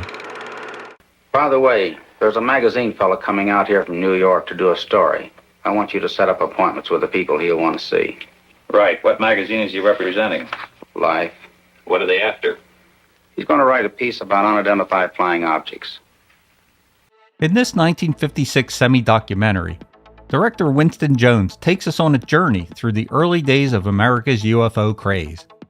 The film kicks off with the 1947 sightings, including pilot Kenneth Arnold's famous encounter and the puzzling Mantell incident. These events set the stage for a nation both fascinated and spooked by mysterious objects in the sky. Our guide through this celestial mystery is Albert M. Chopp, an Air Force public information officer stationed at Wright-Patterson Air Force Base.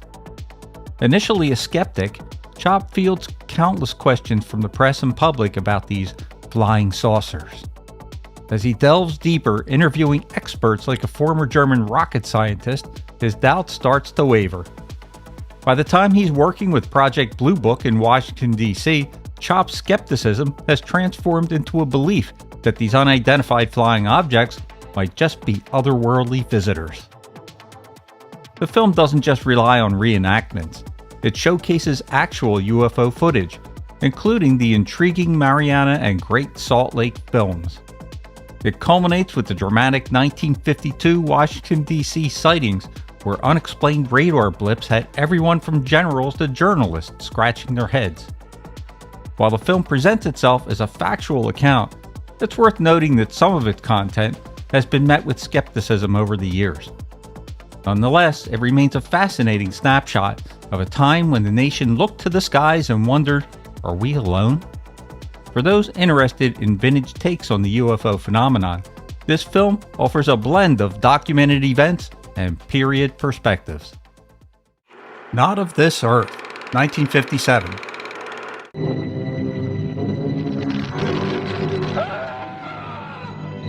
Directed by prolific Roger Corman, Not of This Earth combines sci-fi horror with a touch of noir to tell the tale of an alien invasion in a uniquely unsettling way.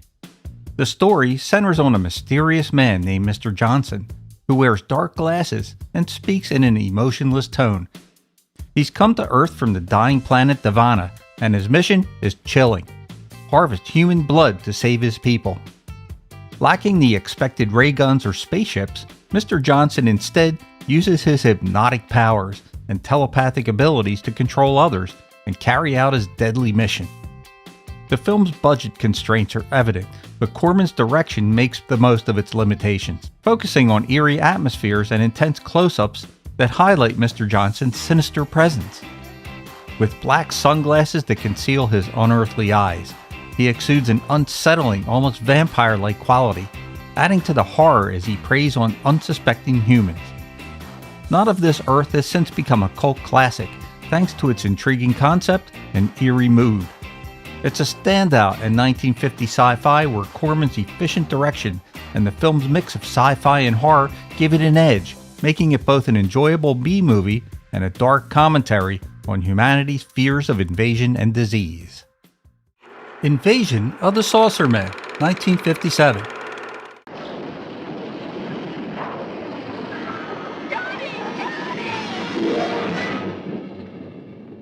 What was that? I don't know. It happened so fast. I didn't see it at all. This little gem is a real campy romp in the low-budget sci-fi world of the 1950s. Look for Frank Gorshin in one of his first film roles as Joe Gruen, a local drunk who first spots an alien spacecraft landing in the woods. When teenagers Johnny Carter and Joan Hayden go out for a romantic trip to Lover's Lane, they accidentally strike one of the aliens who's walking in the middle of a dark country road. The creature appears to be dead, but its hand is still alive as sharp, needle-like objects extend from its fingers and puncture the teen's tires. Meanwhile, Joe Gruen stumbles upon the alien's body and envisions fame and fortune. But when he encounters the saucer's other occupants, they inject him with a lethal dose of alcohol. Pure alien justice. The aliens, now short one member, swap Joe's body for their dead comrade and frame Johnny Carter for manslaughter. The aliens are cool-looking little bug-eyed monsters, and we're never really sure what they're doing here, but it doesn't really matter. It's a fun little flick that's the very definition of a 1950s sci-fi B-movie.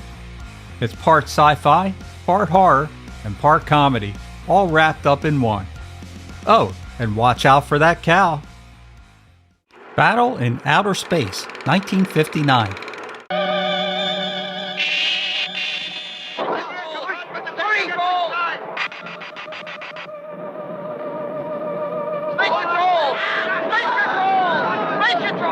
This one is a Japanese sci-fi classic that captures the era's fascination with interplanetary warfare. Set in the near future of 1965, Earth faces bizarre attacks from an unknown alien force. Massive objects are mysteriously lifted, oceans turn turbulent, and Earth's space station is obliterated. At an international conference in Japan, scientists determined these events are caused by beings from planet Natal, who intend to make Earth a colony. The UN prepares a counterstrike, launching 2 SPIP rocket ships on a daring mission to the moon, where they suspect that the alien base is located. The journey is perilous, with the Natal aliens attacking the ships with remote-controlled meteors. Upon arrival, the astronauts discover a lunar base, leading to a climatic battle involving futuristic weaponry, powerful heat rays, and moon rovers. One of the crew, under alien mind control, sacrifices himself to ensure his team's escape. This film, featuring groundbreaking effects by Eiji Tsuburaya, embodies Cold War anxieties and celebrates human resilience against overwhelming odds. With its imaginative designs and battle scenes, Battle in Outer Space remains a nostalgic favorite for sci-fi fans, showcasing Japan's influence on the genre's development. The Mysterians, 1957. We are counting on your common sense and looking forward to a reasonable resolution. This is yet another Japanese sci-fi adventure directed by Ishiro Honda, the mastermind behind Godzilla. The film kicks off with mysterious disasters near Mount Fuji, prompting an investigation led by astrophysicist Ryoichi Shiraishi and his friends. They soon encounter a highly advanced alien race, the Mysterians, who reveal they've come from a destroyed planet and now need a new home and human brides to ensure their species' survival. The film's Earthlings don't take kindly to these cosmic suitors, leading to an epic showdown between human military forces and the technologically superior Mysterians. Packed with futuristic weaponry, robot fighters, and impressive miniatures, the special effects, crafted by Eiji Tsuburaya, bring an extra layer of spectacle to the interplanetary conflict. With a plot that blends social themes and thrilling action, the Mysterians capture both the post-war fascination with space and Japan's emerging entrance into the sci-fi genre. It's a film that feels both grand and nostalgic, transporting viewers to a time when aliens with big helmets and Earthlings with bigger attitudes fought for the fate of the planet. The Cosmic Man, 1959. Stop. One more move and I'll fire. This is a thought-provoking science fiction film directed by Herbert S. Green that explores humanity's reaction to an alien visitor. The story unfolds when a UFO, appearing as a mysterious white sphere, lands in Stone Canyon, California. Military personnel, led by Colonel Matthews, and scientists, including Dr. Carl Sorensen, investigate the object, which hovers above the ground, seemingly immovable. One night, a translucent figure emerges from the sphere and, without malice, reveals a message of peace and unity for Earth. However, the military, viewing the alien as a potential threat, attempts to capture it. Meanwhile, a disguised Cosmic Man befriends Ken, the wheelchair-bound son of a local widow, and even learns chess from him. In a dramatic finale, the Cosmic Man sacrifices himself to avoid conflict but not before healing Ken, allowing him to walk again. Despite its low budget, The Cosmic Man addresses Cold War fears and urges viewers to consider coexistence. Its peaceful alien visitor reflects a hopeful view of humanity's future in space, making it a meaningful entry in 1950s sci-fi cinema. Earth versus the Flying Saucers, 1956. Connect me with Dr. Marvin's lab.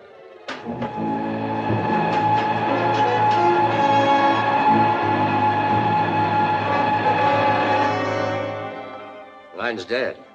This film is a classic alien invasion story that follows Dr. Russell Marvin and his wife Carol, who are working on Project Skyhook, a satellite launch program.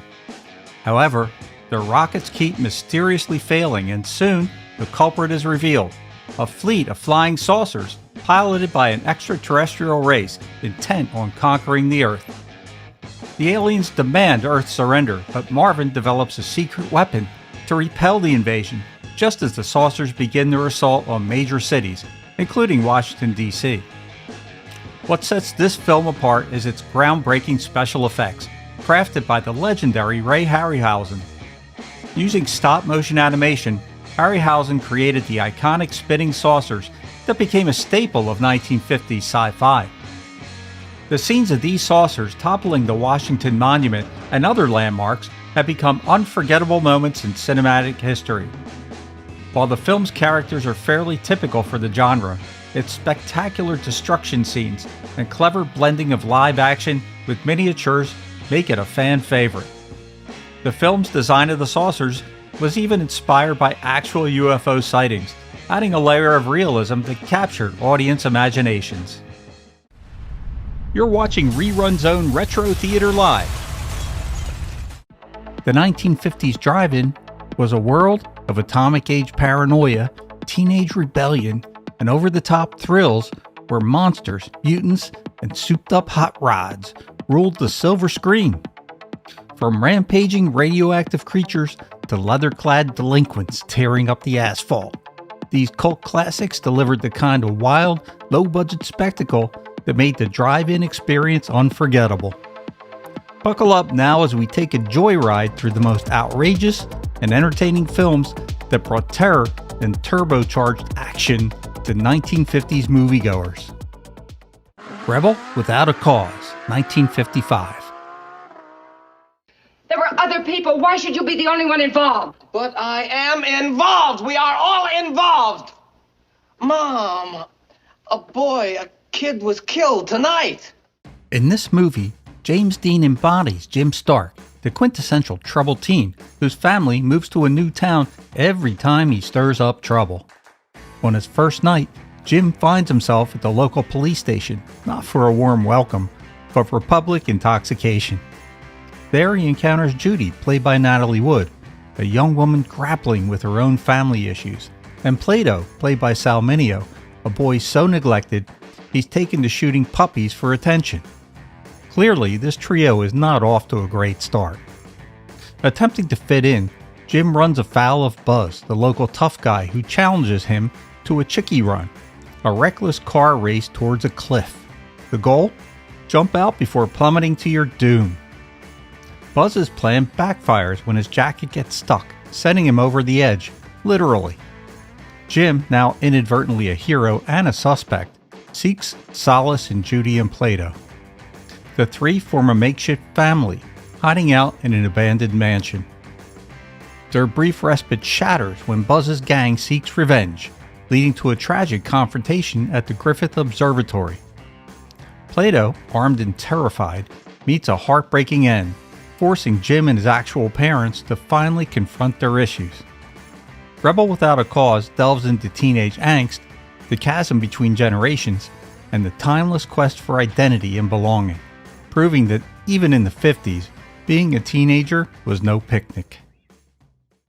I Was a Teenage Werewolf, 1957.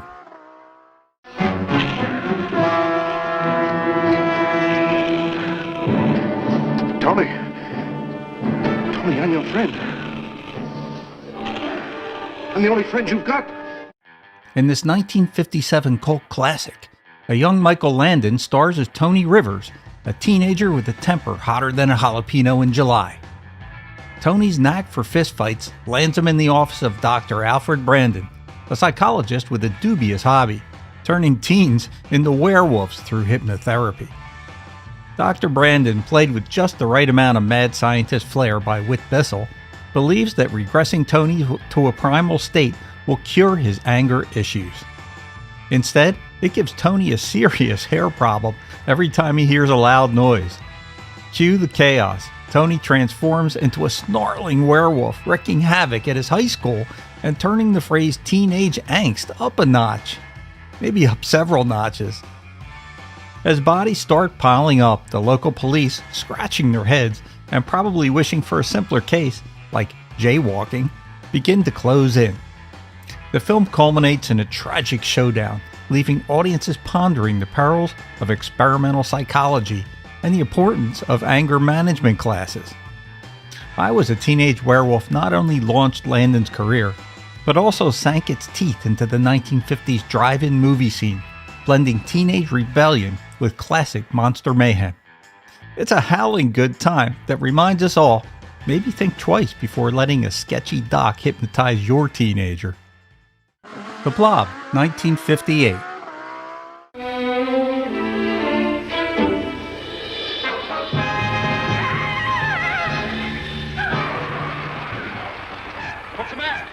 This film is one of the most iconic B-movie sci-fi horror films of the 1950s, famous for its gelatinous alien creature that grows larger as it consumes everything in its path. The story begins when a meteorite crashes near a small Pennsylvania town, unleashing the Blob, a seemingly indestructible mass of red goo.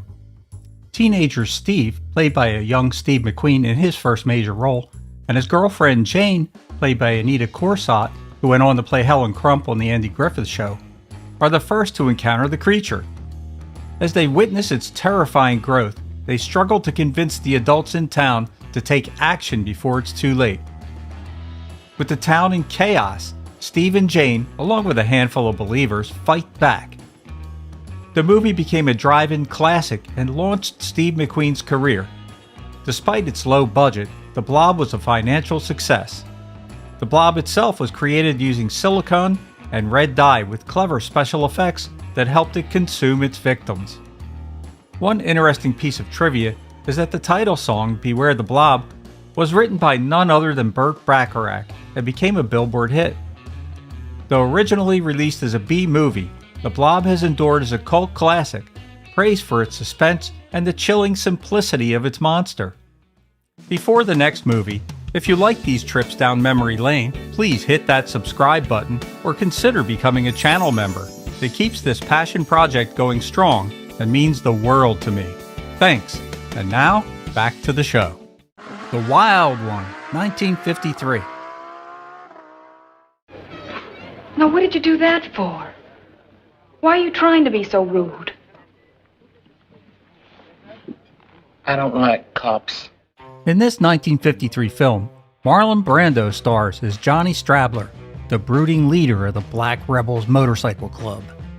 Clad in a leather jacket and riding his Triumph Thunderbird, Johnny and his gang soar into the quiet town of Wrightsville, seeking kicks and causing a ruckus. Their arrival disrupts the local peace, leading to clashes with townsfolk and rival bikers alike. As tensions escalate, Johnny finds himself drawn to Kathy Bleecker, a local girl with a disapproving father who just happens to be the town sheriff. Their budding connection offers a glimpse into Johnny's vulnerable side, but societal pressures and misunderstandings soon spiral into chaos. The film crescendos with a violent confrontation, forcing Johnny to confront the consequences of his rebellious lifestyle. The Wild One is often hailed as the original outlaw biker film. Brando's portrayal of Johnny not only solidified his status as a cultural icon, but also influenced the fashion and attitudes of the 1950s. I shall keep you covered. Take heed. One treacherous move and they pay with their lives. Now proceed. This little sci-fi film is famous for its low-budget charm and unusual plot. The story begins when a flying saucer lands on Earth with an alien crew on a grim mission to determine if Earth is suitable to raise Gargons, enormous lobster-like creatures used as food on their home planet. One young alien, Derek, objects when he sees a dog vaporized by his ruthless crewmate, Thor, fearing for Earth's inhabitants. Derek, a member of an underground rebellion, escapes, hoping to protect humans and warn them of the impending danger. Derek befriends a young woman named Betty and her grandfather, and the two become allies in his battle against Thor and the larger invasion plan. Meanwhile, a Gargon left behind grows to monstrous proportions, creating chaos in town. In a climatic showdown, Derek and Betty race to stop the creature and warn the Earth. With its minimal special effects and heartfelt performances, Teenagers from Outer Space is a beloved relic of 1950s sci-fi. The film's mix of alien intrigue, rebellion, and romance, complete with skeletonized victims and a giant alien pet, offers a campy, nostalgic trip for classic sci-fi fans. High School Confidential, 1958. Young man, Me? who do you think I mean? I don't know. I got no time to play guessing games. Give me that. Now watch out. That weeds might be too strong for you. Wouldn't you rather have a cigarette? What? In this film, Russ Tamblyn stars as Tony Baker, a brash teenager who roars into a new high school in his convertible, immediately making waves with his rebellious attitude. Unbeknownst to his peers, Tony is actually Mike Wilson, an undercover cop, assigned to infiltrate the local drug scene. His mission? To identify and apprehend the elusive drug kingpin known only as Mr. A. Upon arrival, Tony's audacious behavior catches the eye of Gwen Delane, portrayed by Mamie Van Doren, who poses as his aunt but has her own seductive agenda. He also becomes entangled with Joan Staples, a student dabbling in marijuana, and faces off against J.I. Coleridge, a fellow student with connections to the drug underworld. The film opens with a memorable performance by Jerry Lee Lewis, who belts out the title track High School Confidential, setting the tone for this provocative exploration of 1950s teenage culture. Directed by Jack Arnold and produced by Albert Zugsmith, the movie delves into themes of juvenile delinquency, drug use, and the generational divide, all wrapped up in a sensational package that both captivated and shocked audiences of its time. High School Confidential stands as a quintessential example of mid-20th century exploitation cinema, reflecting societal anxieties about youth culture and the perceived moral decay of the era. The Werewolf, 1956.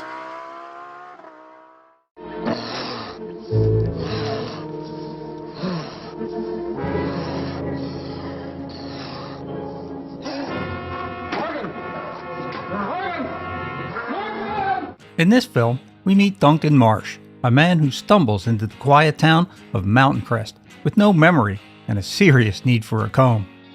After a barroom scuffle turns deadly, the townsfolk are left scratching their heads.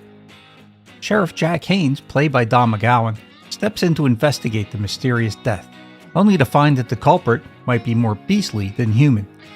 Turns out poor Duncan had a run-in with two scientists who thought injecting him with irradiated wolf serum was a good idea. Spoiler, it wasn't. Now, whenever Duncan gets a tad emotional, he doesn't just cry, he sprouts fur and fangs, going full werewolf on the unsuspecting populace. As the body count rises, the sheriff and his team race against time to stop the creature, leading to a climax that's as tragic as it is hairy. The Werewolf stands out as one of the few lycanthrope films of the 1950s, blending horror with a touch of science fiction. It's a classic tale reminding us that unsolicited medical treatments can really bring out the animal in you. The Giant Gila Monster, 1959. I wonder what that was. Oh, probably just a little rock slide. For some reason, this place gives me the creeps. It always has. The Giant Gila Monster offers up a unique creature by using an actual Gila monster to play the titular giant, filmed on miniature sets to create the illusion of a rampaging monster. The effect, however, is more amusing than frightening, as the creature slowly ambles through toy-sized landscapes, crushing cars that look suspiciously like children's playthings. Rather than generating terror, the lumbering lizard and its attacks come across as charmingly clumsy, making audiences cheer for the spectacle as much as the monster.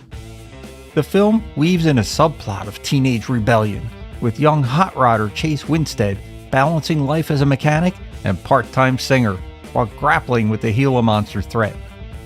The monster's slow-moving devastation is matched by the teenager's earnest attempts to stop it, culminating in scenes that feel more like a friendly showdown than a monstrous rampage.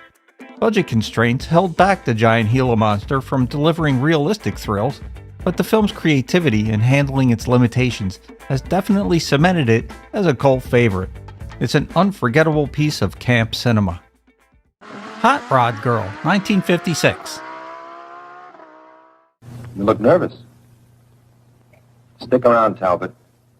I have a feeling you'll be hearing from me soon. Very soon.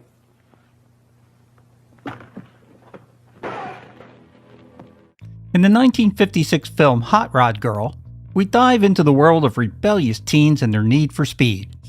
The story centers around Lisa Vernon and her boyfriend Jeff Northrup, who find solace in organized drag racing to keep their adrenaline in check and off the city streets. Their ally in this endeavor is Police Lieutenant Ben Merrill, played by Chuck Connors, a forward-thinking cop who believes that providing a legal outlet for racing will curb the dangerous illegal street races.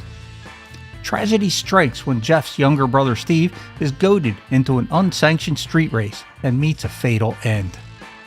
Devastated, Jeff withdraws from the racing scene, leaving a void that's quickly filled by Bronk Talbot, a newcomer with a penchant for trouble and a leather jacket to match.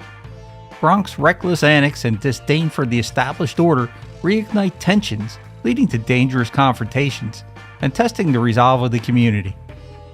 The film captures the essence of 1950s youth culture, highlighting the clash between teenage rebellion and societal expectations. With its black and white cinematography and a soundtrack that revs up the excitement, Hot Rod Girl offers a nostalgic look at a bygone era where hot rods ruled the roads and the line between right and wrong was often blurred by the roar of an engine. Rock Around the Clock, 1956.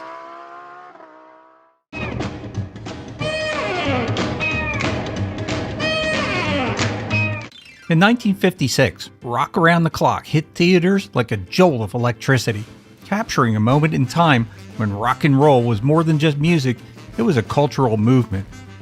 The film tells the story of a down-and-out band manager, Steve Hollis, who stumbles upon a new sound that sends teens into a dancing frenzy. The sound? Bill Haley and his Comets, belting out the now iconic Rock Around the Clock. What makes this film more than just another jukebox musical is how it mirrors the cultural shift of the 1950s. As Steve sets out to promote this fresh, rebellious music, he battles against the establishment, reflecting the real-world divide between generations. The movie is packed with performances from not just Bill Haley and his Comets, but also the Platters, Freddie Bell and the Bellboys, and Tony Martinez and his band, turning the film into a time capsule of early rock and roll. Rock Around the Clock helped introduce rock and roll to a wider audience, forever marking the moment when the old rules gave way to the beat of something new and undeniably exciting. The Hideous Sun Demon, 1958. We know that each individual goes through this evolutionary process before he is born. And it's not inconceivable that this process could be reversed. Reversed? It's possible. You mean a human being could evolve backward through time to become some sort of prehistoric creature? In this sci-fi horror flick, actor Robert Clark takes on multiple roles as producer, director, co-writer, and star, portraying Dr. Gilbert Gil McKenna, a scientist whose mishap with a radioactive isotope leaves him with a rather inconvenient condition. Exposure to sunlight transforms him into a scaly reptilian creature. Talk about a sun allergy. After his initial transformation sends hospital patients into a frenzy, Gil is advised to avoid sunlight, a tall order in sunny California. Struggling with isolation, he seeks solace in nocturnal outings, leading to a rendezvous with bar singer Trudy. Their beachside escapade turns disastrous when sunrise triggers another monstrous change, forcing Gil into a spiral of despair and increasingly erratic behavior. Shot over 12 consecutive weekends on a shoestring budget of $50,000, the film utilized a crew of University of Southern Cal film students and featured Clark's friends and family in supporting roles. The creature suit, designed by Richard Casarino, was built over a diver's wetsuit, a testament to low-budget ingenuity. Despite initial negative reviews, the hideous Sun Demon has achieved cult status, appreciated for its earnest storytelling and classic B-movie charm. The Phantom from 10,000 Leagues, 1955. There's a shaft of radioactive light down there. Touch it and you're dead. And if that isn't enough, there's some kind of an animal standing guard over it. Then there really is a basis for these phantom stories? I'm afraid there is. In this 1955 sci-fi flick, we dive into a tale where science goes a bit too far off the deep end. The story kicks off with a fisherman meeting a grim fate, courtesy of a mysterious sea creature that seems to have a penchant for zapping folks with radiation. Enter Dr. Ted Stevens, a biologist who, alongside Federal Agent William Grant, stumbles upon the fisherman's crispy corpse on the beach. Their investigation leads them to a glowing, radioactive rock beneath the waves, guarded by the not-so-friendly aquatic beast. As bodies start piling up faster than fish at a seafood market, Ted uncovers that the local marine biologist, Professor King, has been dabbling in some questionable experiments. Using a mutating device, King inadvertently created both the deadly creature and its radioactive hangout spot. Meanwhile, foreign spies are lurking around, eager to snatch King's research for their own nefarious purposes. Amidst all this chaos, Ted finds time to woo King's daughter Lois, because what's a monster movie without a little romance? Realizing the mess he's made, King decides to play hero by destroying his lab and taking a dive to plant explosives on the radioactive rock. In a classic case of creator meets creation, the sea monster drags him down just as the explosives detonate, putting an end to the underwater menace. The Phantom from 10,000 Leagues serves up a hearty helping of 1950s B-movie charm, complete with dubious science, men in rubber monster suits, and the timeless lesson, maybe don't mess with Mother Nature. I Married a Monster from Outer Space, 1958. Bill.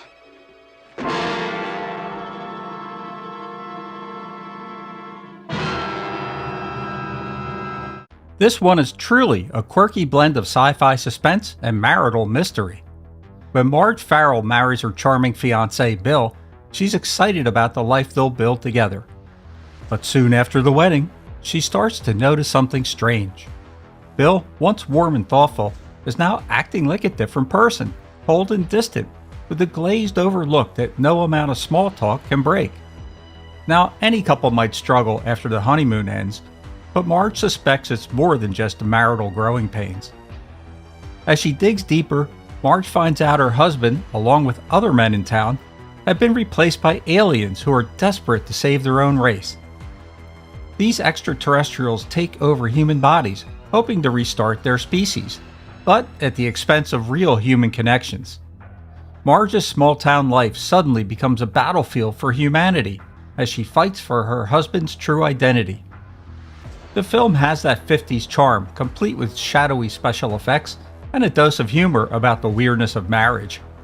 It's a story about trust, identity, and finding out your partner may literally be from another planet. Perfect for anyone who loves classic sci-fi cinema with a twist. The Thing from Another World, 1951. What if that aircraft came here not just to visit the Earth, but to conquer it? To start growing some kind of horrible army. Turn the human race into food for it. This film was one of the earliest and most influential sci-fi horror films of the day. Its influence on future sci-fi horror is undeniable. In The Thing from Another World, also known as just The Thing, a team of military personnel and scientists stationed at the North Pole stumble upon a crashed flying saucer buried in the ice. After failing to retrieve the ship, they manage to extract a frozen alien life form, only to accidentally thaw it out. What follows is a tense struggle for survival as they battle an intelligent, bloodthirsty, plant-based alien creature. The alien in the film is portrayed by James Arness, who went on to become famous as Marshal Matt Dillon in Gunsmoke.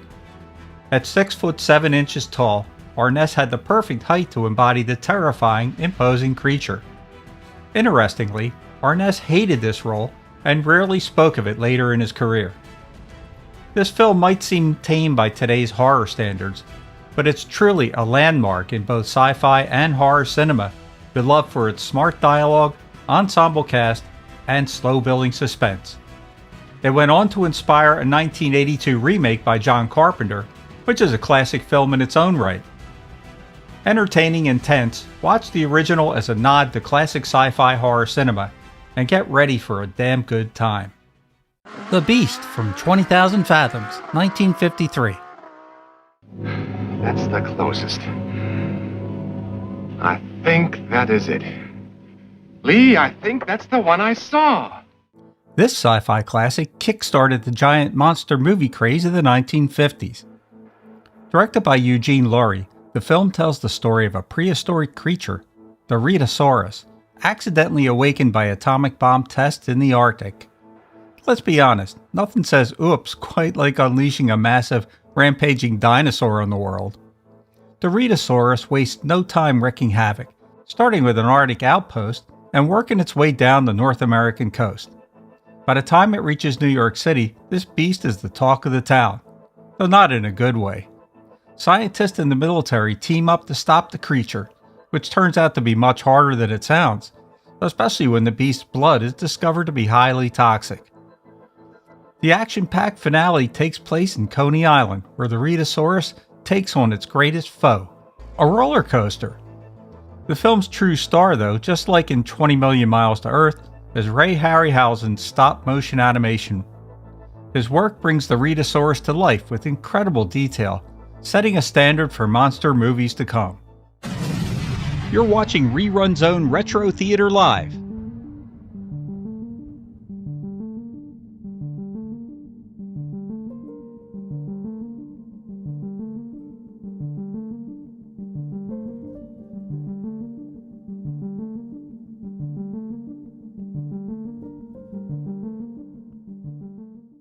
Coming up today, the decade was the 1950s, when sci-fi was the Wild West, and budgets? Well, they were just a suggestion. We're counting down the top 10 worst sci-fi B-movies of the decade. These are clunkers that crashed harder than a papier-mâché spaceship. Rubber monsters, plots from nowhere, and effects that'll make you laugh till you cry.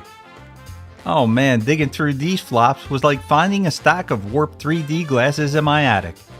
Stick around, this countdown is a glorious mess. Number 10, The Killer Shrews, 1959. Have you ever heard of a shrew? As in taming No, of the animal. Bradford called them sororicity when you showed you one. Oh, then shrew must be the common name for those cute little animals. Cute. That's the last word you can use to describe those little monsters. They're the most horrible animals on the face of the earth. This 1959 fiasco, directed by Ray Kellogg, hit screens with a premise so nutty it's almost genius. Shrews turned into giant killers by a mad scientist. Except they're just dogs draped in shaggy rugs, stumbling around a foggy island. Made on a shoestring budget, the shrews growl through a storm while a boat captain and crew dodge their chompers. Behind the scenes, they shot this in Texas heat, and those poor pups kept tripping over their own costumes. Talk about method acting.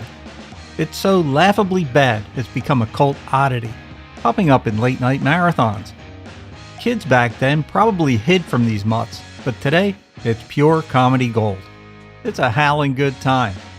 What did you think of this nightmare movie? Number 9, The Giant Gila Monster, 1959. I told you to wait inside. Why don't you do what I tell you? I haven't got much time. You're not going to leave me, Ches. I'm going to help. Do you know what's in here? Nitroglycerin, enough to blow up half this town. It doesn't matter. I'm still going to help. Ray Kellogg strikes again with this lizard-powered clunker. Aired on local stations, it's about a sleepy Gila monster raging through Texas after growing huge. Except, it's just a pet lizard crawling over toy cars. Teens in hot rods save the day, but the plot is thinner than the budget, which was maybe a couple of $100. The effects are close-ups of its flicking tongue and firecrackers for explosions. High art it ain't. Producer Gordon Young squeezed it out fast for drive-ins, and it worked. Kids screamed anyway. It's a B-movie icon now, proof that you don't need cash to make a splash. I watched this recently and laughed till my sides hurt. Did this scaly disaster ever creep onto your screen? Number 8, Attack of the Giant Leeches, 1959. If you ask me, they ought to have their heads examined. Giant leeches. Well, I'm willing to bet a month's pay they don't come up with nothing more than excuses. He's crazy. Him, the doc, and his brat, too. This 1959 swamp slog, directed by Bernard Kowalski, oozes onto screens with poachers nabbed by giant leeches in Florida muck. Spoiler, they're guys in trash bag suits with suction cups flopping around underwater. Shot for peanuts by producers Gene and Roger Corman, the story's a damp mess. Radiation makes leeches big, and that's about it. The rubber costumes leaked, and actors nearly drowned filming it. What a gig! It hit drive-ins hard, scaring folks silly despite the cheese, and it's a B-movie relic today. I watched this and thought, who pitched this at a bar? It's so bad it's hypnotic. Did this one ever slither into your late-night lineup?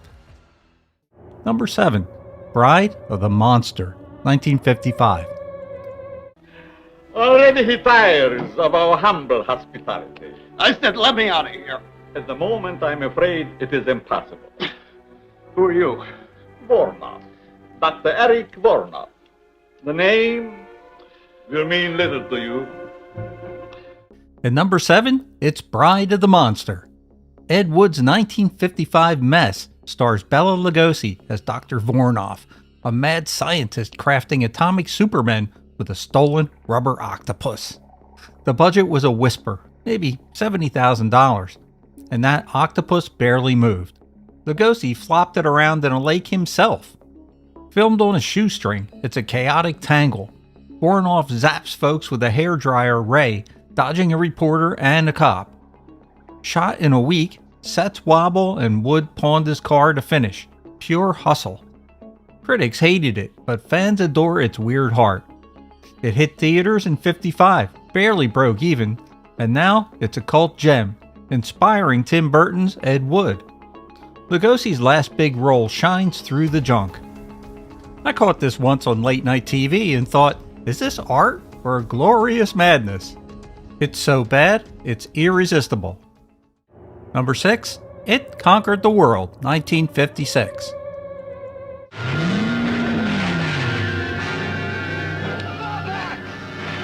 Roger Corman's 1956 flop stars Peter Graves fighting a cucumber-shaped alien. Yep, that's right, a veggie. Of course, it's a veggie that's mind-controlling Earth with rubber bat puppets. Budget? Yeah, maybe about $80,000, mostly coffee. Aired on double bills, it's a scientist, Lee Van Cleef, unleashing V to zap free will. Bats buzzing like deranged toys. The monster wobbles on a table.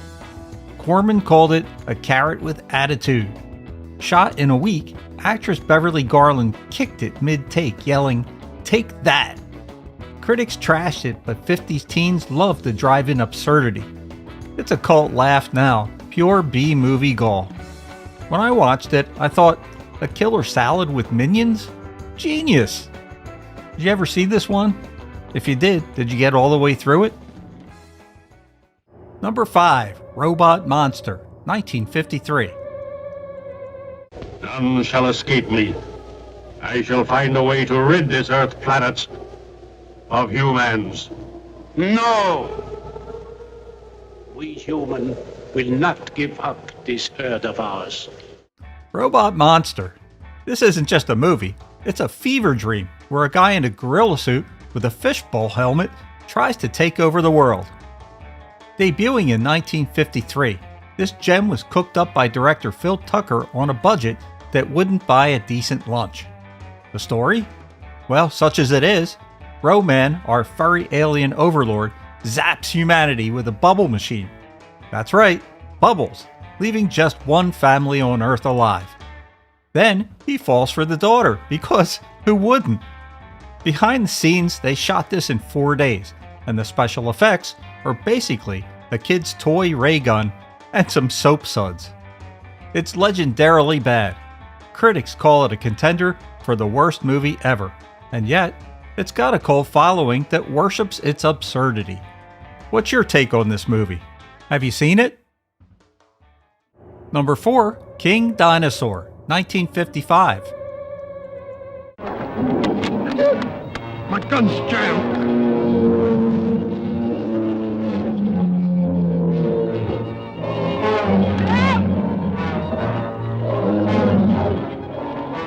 Now this one hit the screens in 1955 and was directed by Burt I. Gordon, the king of cheapo creature features. It's about scientists landing on a new planet, only to find an iguana?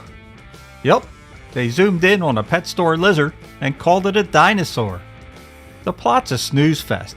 Explorers poke around, iguana growls, stuff blows up, but the real kicker?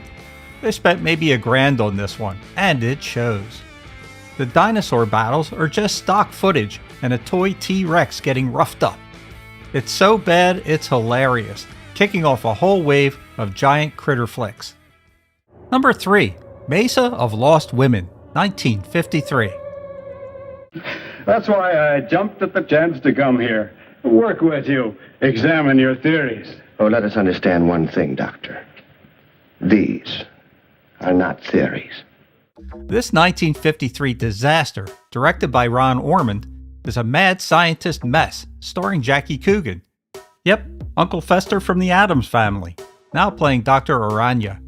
He's breeding spider women in a cave, half lady, half tarantula, all awkward dance moves. The plot, if you can call it that, is a mess.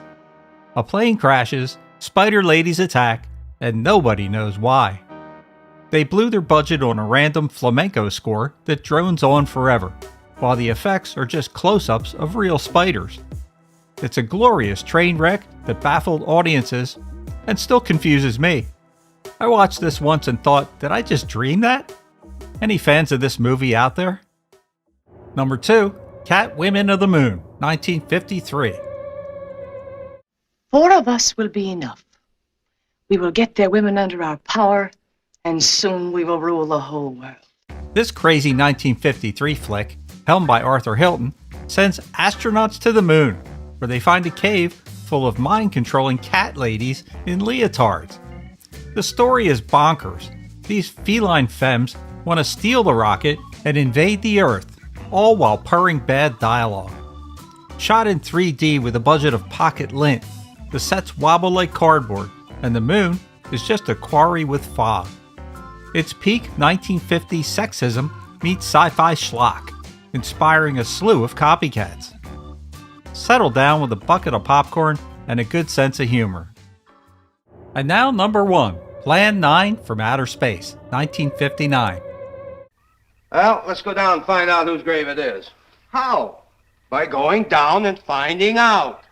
Are you sure you mean that, Lieutenant? If I didn't mean it, I wouldn't have said it. Scared? You probably saw this one coming a mile away. Taking the top spot, it's Plan 9 from Outer Space. Released in 1959, this Ed Wood masterpiece is the gold standard of terrible. Aliens resurrect zombies to stop humans from building a sun-exploding bomb. The sets? Tombstones that tip over. The saucers? Hubcaps on strings. Shot for peanuts, it's a chaotic mess of plot holes and wooden acting, crowned the worst movie ever made.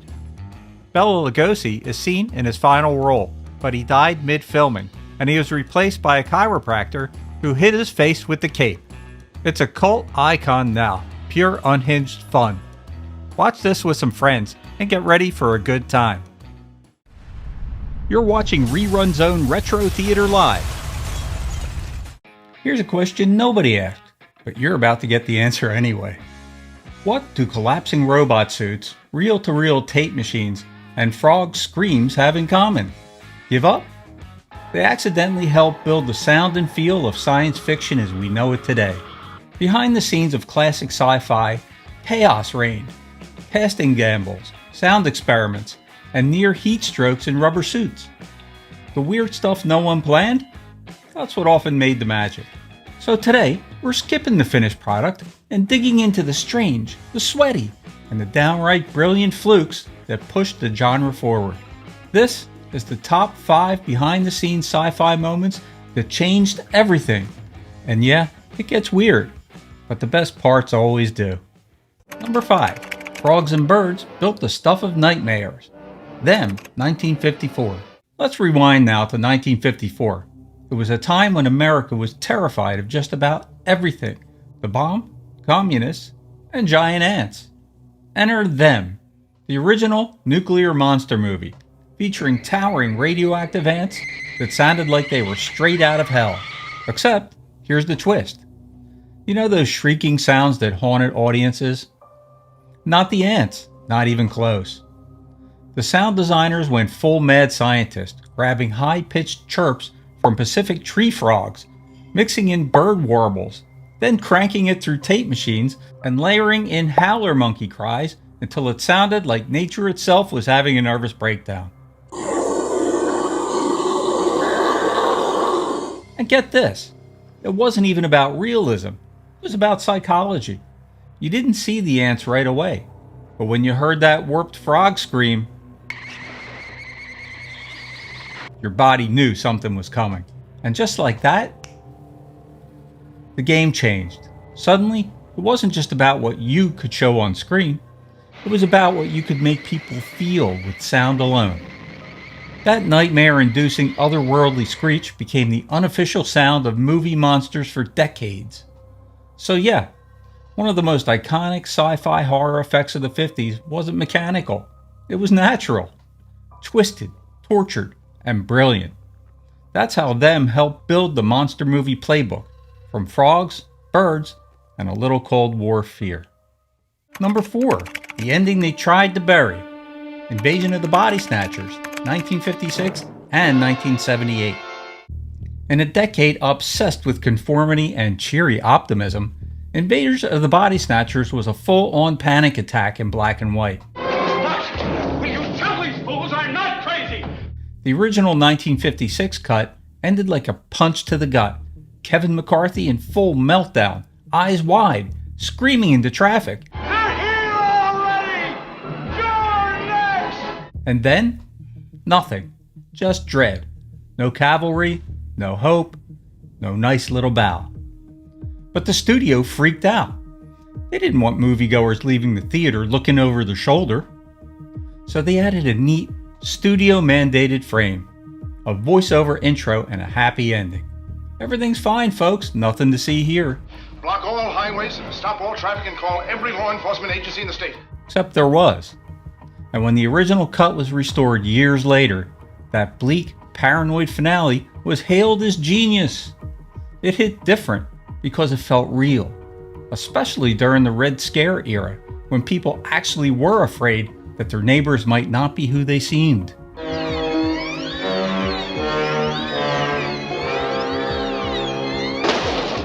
Jump ahead to 1978, and Philip Kaufman remade the film with more grit, more grime, and one of the most disturbing sound moments in sci-fi history, that soul-piercing pod scream.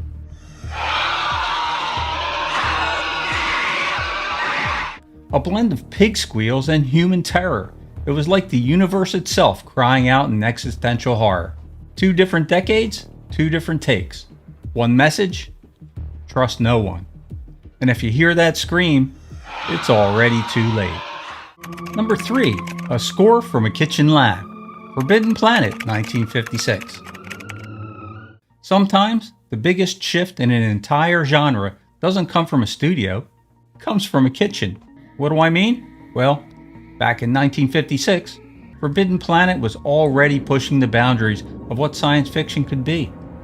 But it wasn't just the visuals or Robbie the Robot that turned heads. It was the sound.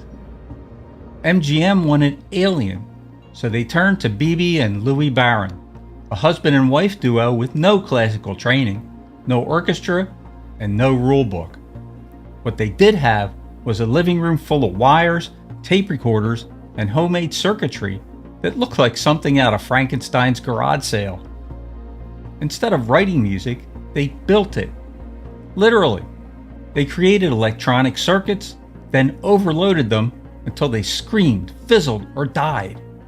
Every squeal, every warble, and shriek in the film was a tortured circuit's death rattle, captured on tape and painstakingly spliced together. It was brilliant. It was insane. And the musicians union hated it. They refused to call it music. So MGM had to invent a new credit. Electronic tonalities, they called it. But let's be clear, this wasn't just noise. It was the birth of sci-fi sound design. Every beep on the Enterprise, every hum in a hyperspace corridor. You can trace it back to the Barons frying electronics in their apartment. And they didn't win an Oscar, but they did win the future. Number 2, the wobble that defined UFOs. Earth versus the Flying Saucers, 1956. You ever hear something so weird it's unmistakably otherworldly that your brain just accepts, yep, that's what a flying saucer sounds like? Well, in 1956, that sound didn't come from outer space. It came from a guy wobbling a reel-to-reel tape in a Hollywood sound booth. The movie was Earth versus the Flying Saucers, and while Ray Harryhausen was stop-motioning alien ships like a wizard with clay, the sound crew had to figure out what those ships sounded like. Enter Paul Frees, a legendary voice talent known for his uncanny vocal range and ability to slip into virtually any role. You've heard him even if you didn't know his name. He voiced characters like Boris Badenoff in Rocky and Bullwinkle, the ghost host in Disney's Haunted Mansion, and lent his voice to virtually everything from commercials to cartoons through the 50s and 60s. If your childhood had sound, Paul Frees probably narrated it. His alien dialogue was recorded and handed over to the audio engineers, who then manually slowed it down, warped the pitch, and bent the sound by hand. No synths, no filters, just raw tape in human hands doing alien work. The result? That metallic, warbly saucer noise that became the blueprint for extraterrestrial sound in film. It was reused, remixed, and outright copied for years. They weren't trying to invent anything legendary, they were just experimenting, trying to fill in the blanks. And by doing that, they set the standard for how we imagine alien tech to sound. Turns out, sci-fi didn't just need visionaries, it needed audio geeks with tape decks and no supervision. Number 1. Gort's Glitchy March, The Day the Earth Stood Still, 1951. You know that scene where Gort slowly descends the spaceship ramp like he owns the place? Silent, looming, unstoppable? Yeah, that wasn't acting, that was survival. The man inside the suit, Lock Martin, was a 7-foot-plus theater doorman, not exactly a bodybuilder. He had the height, sure, but none of the stamina. And that iconic metallic robot suit? Foam rubber, thick, hot, suffocating. At one point, it started collapsing on him mid-scene. The crew had to rip it open like a sardine can before he blacked out. And the walk? Gort's slow, deliberate, almost eerie march? That wasn't a choice. That was Lock Martin doing everything he could not to keel over on the set.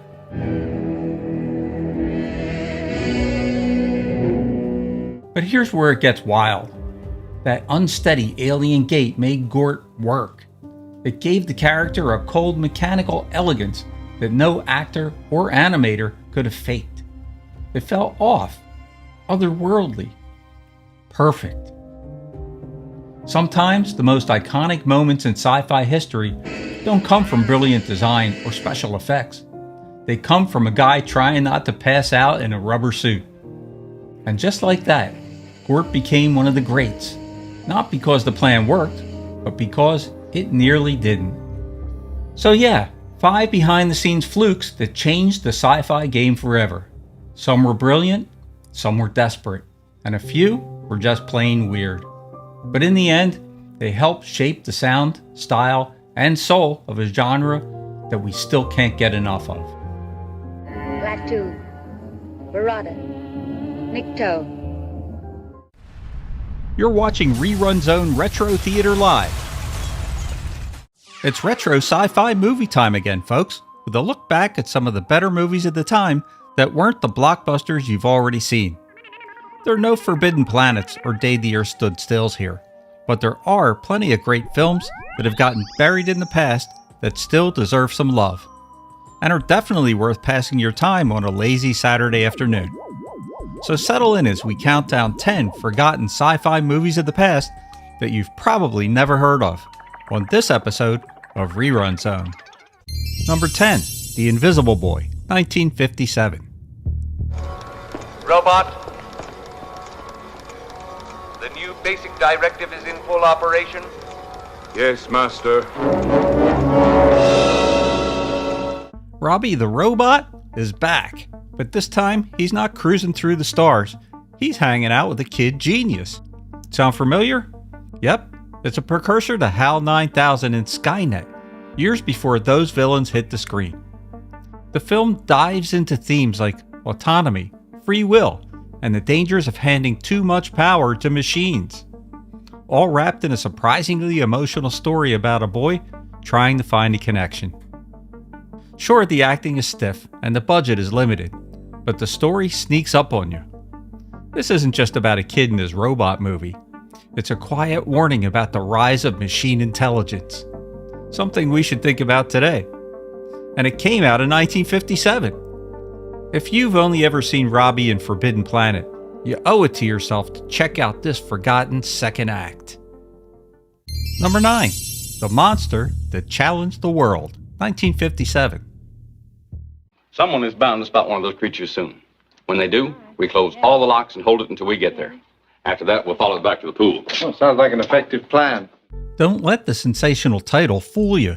The Monster That Challenged the World is a cut above the usual creature feature fare of its time. Set around California's Salton Sea, the movie kicks off when an underwater earthquake unleashes the nest of monstrous prehistoric mollusks. Sound goofy, right? But the film plays it surprisingly straight. From the moment the first slimy body shows up, the tone is serious and suspenseful. There's a steady sense of dread that builds with each scene, helped along by strong performances, competent direction, and some practical effects that actually hold up better than you'd expect for a 50s monster movie. Instead of leaning into camp, it focuses on tension, pacing, and real stakes. The Navy's investigation into the attacks feels methodical and grounded, and the final showdown in a flooded storage vault delivers some genuine thrills. What sets this film apart isn't just the creature, it's the craftsmanship. It's what happens when B-movie material gets treated with A-movie care.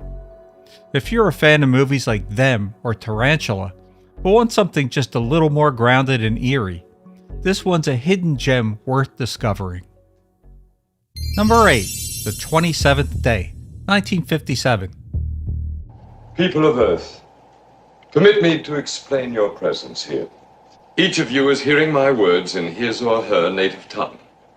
Who are you? Since I'm a stranger to each of you, perhaps it would be simplest to call me the alien. In a decade filled with bug-eyed monsters and alien invaders, The 27th Day takes a different route. One that's cerebral, paranoid, and deeply reflective of its Cold War era.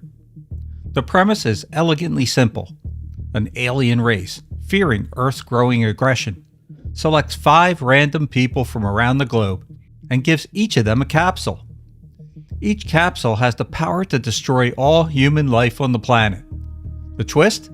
Only the person it was given to can open it, and no one else knows who has them. What unfolds is more of a moral and philosophical thriller than a traditional sci-fi action piece. The film dives into issues of nationalism, trust, and what it means to be responsible with ultimate power.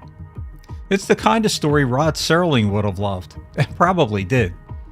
With international tension simmering in the background, and the ever-present fear of nuclear annihilation looming large, The 27th Day turns the sci-fi genre into a morality play. It's a quiet, gripping reminder that sometimes the greatest threat to humanity is humanity itself. Before the next movie, if you like these trips down memory lane, please hit that subscribe button or consider becoming a channel member.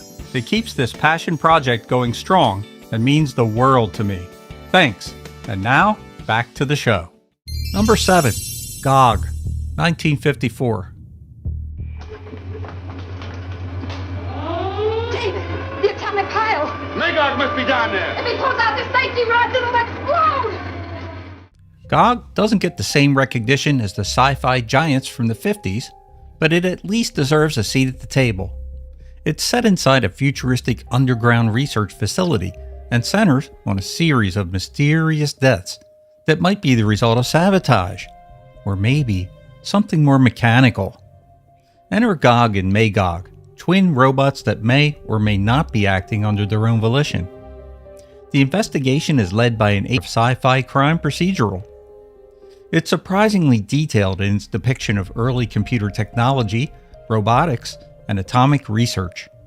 And while the robots themselves look very retro, the ideas behind them are still relevant today. The tension doesn't come from explosions or alien invasions. It comes from the fear of losing control over technology that we thought we could master. There's a surprising amount of death in this one, especially for a sci-fi film made in the 1950s. There's even a scene where the robots begin to appear acting on their own, foreshadowing countless future films and scenarios about rogue artificial intelligence. Gog is an excellent blend of detective work and tech anxiety, and also comes with a giant dose of cool-looking vintage lab equipment and blinking control panels. It's a visual treat for all you fans of vintage 50s sci-fi movies. Grab a bucket of popcorn for this one and settle in for an entertaining afternoon. Number 6. The Power, 1968.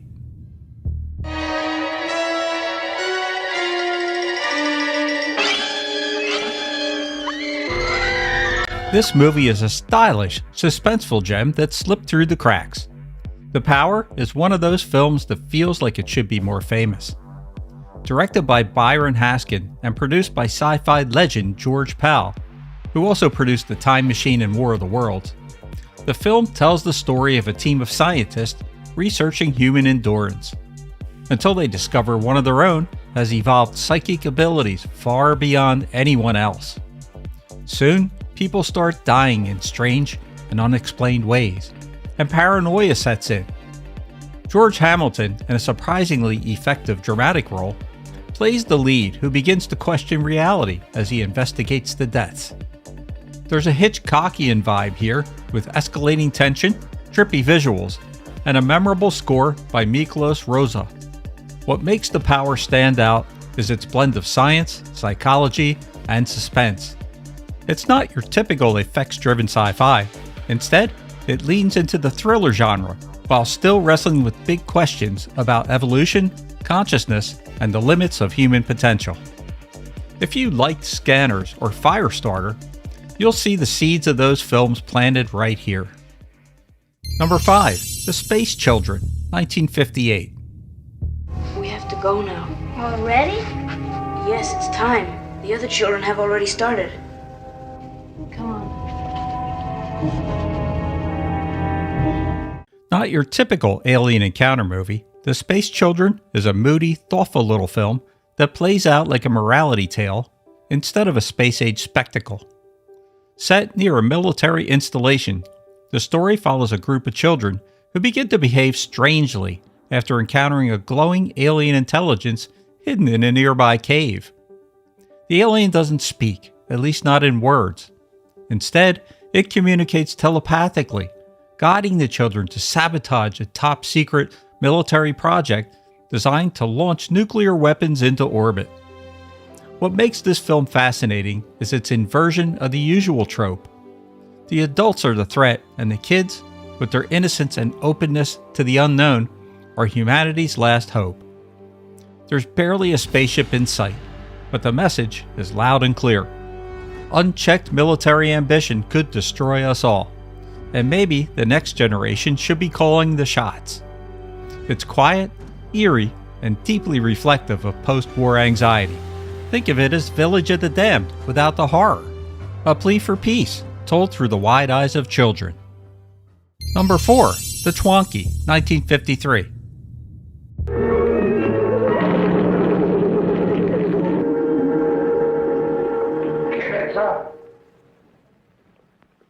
This is easily the weirdest entry on this list, and that's saying something. The Twonky is what happens when science fiction, slapstick comedy, and social commentary all collide in a single oddball film. The plot? A mild-mannered college professor receives a new television set which turns out to be from the future. And it has a mind of its own. The TV starts controlling his life, cleaning, organizing, preventing him from drinking and smoking, and zapping anyone who gets too close. It's hilarious, absurd, and a little unsettling, especially when you consider it was made decades before smart devices became a thing. At the time, the film was written off as too strange for mainstream audiences, but today, it plays like a prophetic warning about technology's creeping influence over our lives. Directed by Arch Oboler, who also helmed the apocalyptic drama 5, The Twonky is equal parts cautionary tale and screwball comedy. It's one of those rare sci-fi films that uses absurdity to make a point, and somehow, it still feels relevant. Number 3, The Creation of the Humanoids, 1962. You came off a production line. I know who created me. Hollister Evans in the Mark 47. You have to accept your creator on faith. This film, which nearly lost its director and barely had a budget, somehow gained a cult following over time. It's probably the most philosophical film on the list, and also the most polarizing. Set in a future where nuclear war has decimated the Earth's population, humans rely on humanoid robots, or clickers, to rebuild society. But tensions are high. A resistance group called the Order of Flesh and Blood fears that the robots are slowly taking over, replacing humans with cold, mechanical replicas. The film plays out more like a stage play than a traditional sci-fi flick. Long conversations, sparse sets, and barely any action. But the dialogue is packed with heady ideas. What defines humanity? Can consciousness be transferred? Is a soul necessary to be considered alive? For all of its visual limitations, The Creation of the Humanoids is a quietly radical film. It asks big, unsettling questions, and even throws in a few unexpected twists near the end. It's no wonder Andy Warhol called it one of his favorite films. If you're in the mood for a thoughtful, slow-burn sci-fi experience that leaves you thinking long after the credits roll, then this one's worth the patience. Number 2, Journey to the Seventh Planet, 1962. I see it, but I don't believe it. Frozen ammonia, they said. Helium, hydrogen, and methane gases. A temperature of minus 200. Nothing like this. This film is a Danish-American co-production that flew well under the radar. Journey to the Seventh Planet, it's one of those films that's way more interesting than its low budget might suggest. The premise? A team of astronauts lands on Uranus, only to discover that the planet looks exactly like their hometowns back on Earth. Sounds like a Twilight Zone episode. But it's not a coincidence. Something is reading their minds and manifesting their thoughts and desires into reality. At first, it's idyllic. But then, things turn strange. Nightmares become real. A mysterious, one-eyed monster appears, and the astronauts begin to question whether anything they're seeing is real at all. It's a surreal, dreamlike movie that feels more psychological than planetary. Directed by Sidney W. Pink and starring John Agar, the film uses limited effects and abstract storytelling to explore the power of the subconscious. The score is hypnotic, the tone is eerie, and the ideas, though rough around the edges, are surprisingly ahead of their time. Number 1, Phase 4, 1974. Consider the execution of this maneuver. In order to explode the generator, they had to create a living chain. Listen, Hubs, those people are dead. Don't you understand? Yes, this one's from 1974, but Phase 4 feels like the last gasp of 1960s style sci-fi. Directed by the legendary graphic designer Saul Bass, the man behind some of the most iconic title sequences in Hollywood. This is the only feature film that he ever directed, and it's unlike anything else. The premise is deceptively simple. A cosmic event causes ants to evolve into a collective intelligence. They begin building structures, organizing systems, and subtly, then not so subtly, taking control of the planet. Scientists in a remote desert lab try to study and contain the threat, but it may already be too late. The film's pacing is deliberate, its visuals hypnotic. It's full of extreme close-ups, haunting time-lapse photography, and a mood that settles in like a quiet dread. It's not action-packed, and it doesn't have a conventional payoff, especially if you don't see the original ending, which was cut before its release. But it's deeply unsettling and strangely beautiful. A film where the horror isn't loud, it just crawls up your leg and into your brain. If you want to see the original ending, I'll leave a link in the description below. Phase 4 definitely isn't for everyone, but it's a forgotten little gem that still holds up today. So there you have it, 10 forgotten sci-fi flicks that deserve more than just a footnote in history. Some are deep, some are weird, some are just plain fun. But each one reminds us that even the low-budget, black and white, overlooked oddballs had big ideas, sometimes bigger than the blockbusters. You're watching Rerun Zone Retro Theater Live. The 1950s were the golden age of flying saucers, bug-eyed monsters, and paranoid scientists. You didn't need a giant budget to scare the daylights out of people. Just a dark theater, eerie music, and the promise that the aliens were already here. So grab your popcorn and get ready, because here are 10 of the best and most forgotten 1950s sci-fi horror movies that deserve another look. Number 10, The Brain from Planet Eros, 1957. This film really lives up to its title. A glowing alien brain named Gore invades Earth and takes control of scientist Steve March. Under Gore's influence, March gains terrifying powers, superhuman strength, telepathy, even the ability to blow up planes mid-flight. But those powers come with a sinister cost. Gore wants nothing less than world domination. The concept is outrageous, but the execution is surprisingly intense. Lead actor John Agar leans into the possession scenes, giving them an unsettling, manic energy. Modern viewers often note the strange sexual undertones, the alien brain using its host's body for its own desires, making this one of the more adult-tinged sci-fi flicks of the decade. Shot quickly and cheaply, the film's floating papier-mâché brain effect may draw laughs today, but the core idea is still creepy. Losing control of your mind and body to something alien. For drive-in audiences in 1957, it was a wild ride, equal parts ridiculous and chilling. Over the years, The Brain from Planet Eros has earned cult status, proving that even the most ridiculous premises can leave a lasting mark on sci-fi horror history. Number 9, Attack of the Crab Monsters, 1957. Roger Corman had a knack for turning outrageous titles into box office gold, and Attack of the Crab Monsters might be the best example. A group of scientists and Navy personnel arrive on a remote Pacific island to study the effects of nuclear testing, only to find the land literally crumbling beneath their feet and giant mutated crabs waiting to pick them off. These aren't ordinary crabs either. They consume human beings and absorb their minds, which means they can speak in the voices of their victims. That eerie twist gave the film a creepiness beyond its papier-mâché monsters. Imagine hearing your friend's voice calling out from the claws of a giant crab. Corman wastes no time. Characters die early and often, keeping it fast-paced across its lean 62-minute runtime. The effects are cheap, but the bizarre concept and relentless tension made it a drive-in favorite. Behind the scenes, Corman admitted the title came first, and the story second. He knew Attack of the Crab Monsters was too good to ignore on a marquee.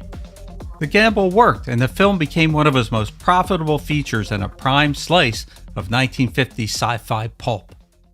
Number 8, The She Creature, 1956. Produced by American International Pictures, The She Creature blended sci-fi and gothic horror with a hypnotic twist. The story follows Dr. Lombardi, a shady hypnotist who uses regression to take his assistant Andrea back to a prehistoric past life. Trouble is, that past self manifests as a hulking reptilian sea monster that rises from the surf whenever Andrea is put under a trance. Designed by special effects artist Paul Blaisdell, the She Creature costume was one of the most striking monsters of the decade. So memorable, in fact, that AIP recycled it in later films. The fog-drenched California beach locations had a moody atmosphere, giving the monster's appearances an almost supernatural edge. The film mixes melodrama with monster mayhem, and while the pacing slows during its dialogue-heavy middle, the payoff is the creature itself. Towering, snarling, and oddly tragic, it stands as a symbol of humanity's darker primal instincts. Drive-ins ate it up, and Blaisdell's monster became iconic in fan magazines. While not as polished as the studio horror films of Universal's heyday, the She Creature proved AIP knew how to hook teens with atmosphere, monsters, and just enough pseudoscience to sell the spectacle. Before the next movie, if you like these trips down memory lane, please hit that subscribe button or consider becoming a channel member. It keeps this passion project going strong and means the world to me. Thanks. And now, back to the show. Number 7, Not of This Earth, 1957. Roger Corman may have been the king of cheap, but he really knew how to stretch a dollar. Not of This Earth is one of his crown jewels. Shot in just 9 days with a budget of $100,000, it tells the story of an alien named Paul Johnson, who wears dark sunglasses, speaks in a monotone, and has a nasty craving for human blood. He's basically Dracula in a hat, sent from a dying planet to scout Earth as a potential blood farm. What makes the movie work isn't flashy effects, it's the unsettling performance of Paul Birch as Johnson. He's polite, almost gentle, but there's something chilling about his blank stare and emotionless voice. Corman plays it straight, and that sincerity makes the absurd premise believable. Beverly Garland, who played the nurse caught in Johnson's plot, later joked that she signed on expecting a serious film, only to realize halfway through that it was anything but. And the ending? It was pure Corman. Fast, brutal, and no happy resolution. Drive-ins loved it, and it became one of Corman's most successful films. Number 6, The Day the World Ended, 1955. Another Roger Corman entry, and one of his earliest trips into apocalyptic sci-fi, The Day the World Ended imagines the aftermath of nuclear war. A handful of survivors take shelter in a canyon home owned by Jim Madison, who believes the natural rock walls will shield them from radiation. Alongside his daughter Louise and other stragglers, they struggle with dwindling supplies, suspicion, and the knowledge that the outside world has been reduced to ashes. But the bombs left something else behind. A radiation-mutated creature roaming the wastelands. Played by effects artist Paul Blaisdell in one of his first monster suits, the mutant has horns, claws, and a grotesque, almost human face, meant to suggest a man twisted by fallout. Though the monster only appears briefly, its presence hangs over the film like a shadow. Shot in less than 2 weeks on a $96,000 budget, Corman relied on tight sets, tense dialogue, and clever atmosphere to make the story work. The tagline promised 300 years after the bomb, only a handful of humans will survive. But the audiences, they didn't care about accuracy. They came for the thrills. The film delivered a blend of claustrophobia and atomic age dread, establishing Corman's gift for apocalyptic storytelling. Number 5, Kronos, 1957. Where most 1950s aliens came in saucers, Kronos arrived as a colossal machine. After strange signals from space, scientists at a desert observatory witness a massive, energy-absorbing robot crash to Earth. Towering like a mechanical skyscraper, Kronos lumbers across the landscape, draining power plants and cities in its path. What sets this film apart is its forward-thinking concept. Instead of bug-eyed monsters, the threat is technology itself, an alien supercomputer programmed to strip planets of their energy. The alien invader isn't flesh and blood, it's a machine, mindless and unstoppable. The design? A cube, perched on piston-like legs. Looks bizarre, yet strangely memorable. Miniatures and optical effects give the machine weight, even if the budget was modest. Lead actor Jeff Morrow plays Dr. Leslie Gaskell, the scientist racing against time to stop the energy-hungry giant. The climax involves turning humanity's atomic weapons against Kronos, flipping the atomic age anxiety of the era on its head. The special effects were surprisingly ambitious for a film with a modest budget. The miniature work and rear projection gave audiences a credible world-ending threat, and Kronos gained a reputation as one of the decade's smarter sci-fi B pictures. Number 4. It Came from Outer Space, 1953. Based on a story by Ray Bradbury, It Came from Outer Space took a more thoughtful approach than most 1950s alien flicks. After a meteor crashes in the Arizona desert, amateur astronomer John Putnam discovers it's actually a spaceship. The aliens inside aren't bent on conquest, they just need to repair their ship. To do that, they have to impersonate humans, terrifying the local town. The film leaned heavily into 3D gimmicks, with meteors and aliens flying at the audience. The question remained, are the aliens really a threat, or are they just misunderstood? That question set it apart in a decade when most extraterrestrials were metaphors for Cold War enemies. Universal insisted on a more frightening alien design over Bradbury's objections, but the eerie, bug-eyed creature worked well enough to satisfy audiences. Combined with desert landscapes and moody cinematography, the film struck a balance between wonder and anxiety.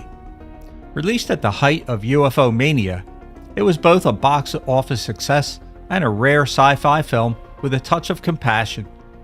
In a decade of paranoia, It Came from Outer Space dared to suggest the strangers among us might not be our enemies. Number 3. I Married a Monster from Outer Space, 1958. Don't be fooled by its soap opera title. I Married a Monster from Outer Space is one of the decade's most effective small-scale sci-fi horror films.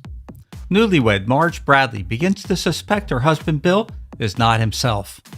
He's cold, emotionless, and hides away at night. She eventually learns the truth. Bill has been replaced by an alien, one of many invaders infiltrating her town to breed with human women and save their dying race. The film builds tension slowly, with shadowy lighting and an eerie atmosphere. The alien effects, distorted, grotesque faces briefly glimpsed under the human guise, are simple yet chilling. Unlike many 1950s B-movies, this one never plays its premise for camp. Instead, it leads into themes of mistrust, marital anxiety, and the fear that the person closest to you might be a stranger. Critics dismissed it at release, but it's gained cult status over the years. Fans now see it as a companion to Invasion of the Body Snatchers, a story about identity, conformity, and paranoia, all wrapped in drive-in thrills. Atmospheric, unsettling, and surprisingly well acted, it's a standout from the decade's sci-fi horror boom. Number 2. The Men from Planet X, 1951. Set on a foggy Scottish moors, The Man from Planet X is pure spooky atmosphere. A mysterious spaceship from a dying world lands near the observatory of Professor Elliot, where American reporter John Lawrence is visiting. Inside is a humanoid alien with a glass-domed helmet and a haunting blank face. At first, they try to communicate, but to no avail. The professor's crooked colleague, Dr. Mears, steps in and tries to force the alien to tell the secrets about the ship's mysterious metals that he thinks will make him millions.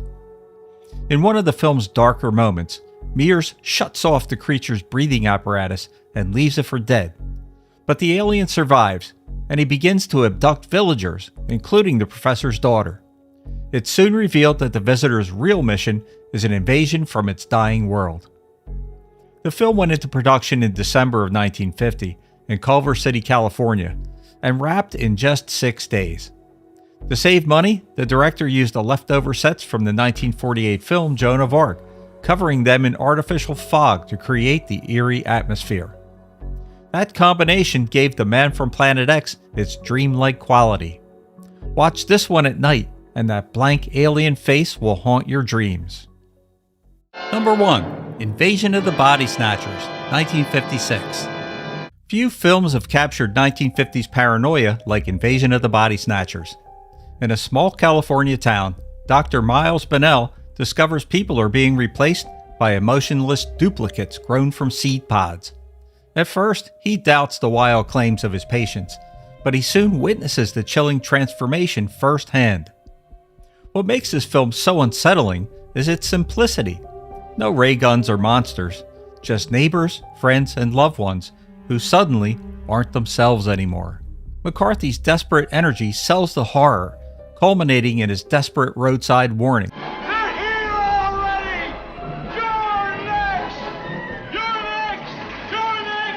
That moment became one of the defining images of Cold War-era cinema. Audiences and critics saw similarities everywhere. Some read it as anti-communist propaganda, a warning about infiltration and conformity. Others viewed it as a critique of McCarthyism, the loss of individuality to fear and suspicion. Director Don Siegel never confirmed either interpretation, which only added to its impact. Though the studio tacked on a last-minute hopeful ending, the film's bleakness still shines through. More than 60 years later, the pod people remain a haunting metaphor for what happens when society sacrifices its humanity to fear. These 10 films show just how varied 1950s sci-fi horror could be. From the paranoia of Invasion of the Body Snatchers, to the pulpy weirdness of The Brain from Planet Eros, and the mutant menace of The Day the World Ended, they tapped into Cold War fears, nuclear anxieties, and the eternal question of whether humanity could survive its own creations. You're watching Rerun Zone Retro Theater Live. Since the beginning, science fiction films have shown us the future, warned us about ourselves, and asked questions nobody else wanted to ask. Most of those movies have faded from memory. Others never did. In this video, I'm not talking about my personal favorites, but the movies that refuse to go away. The ones that fans still measure against everything else. These are the classic science fiction films that shaped the genre and quietly changed it forever. Are they truly the greatest science fiction films of all time?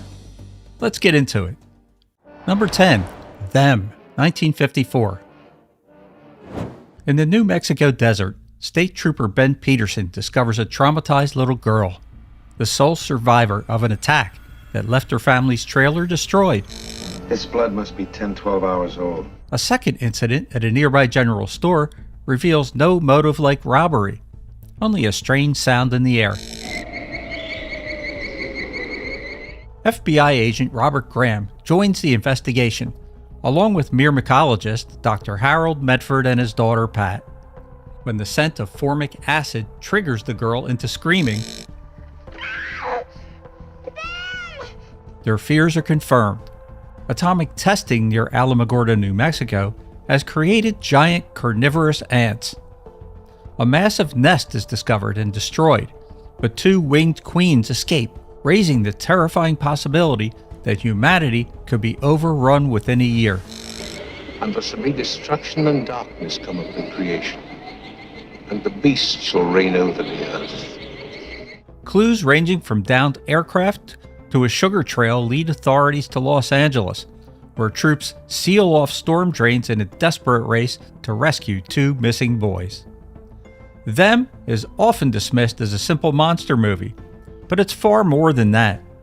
Released in the shadow of Hiroshima and Nagasaki, the ants are not villains, they're consequences of atomic radiation. The film treats science seriously and respects its audience. It channels real post-war anxiety into a gripping story. It also helped legitimize science fiction as a genre capable of meaning, intelligence, and lasting impact. Number 9. This Island Earth, 1955. Atomic scientist Cal Meacham barely survives a mysterious mid-air power failure when his jet is surrounded by an eerie green glow that guides him safely to the ground. Jerking around must have caused a flame out. No power, no nothing.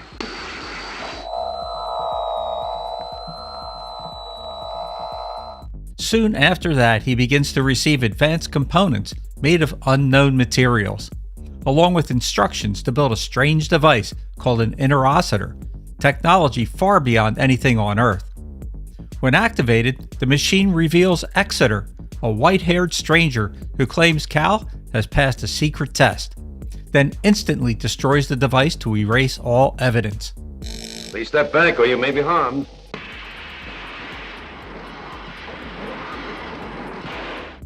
Cal is flown by a pilotless airliner to an isolated research compound where scientists from around the world are working under Exeter's supervision, including Cal's former love interest, Dr. Ruth Adams.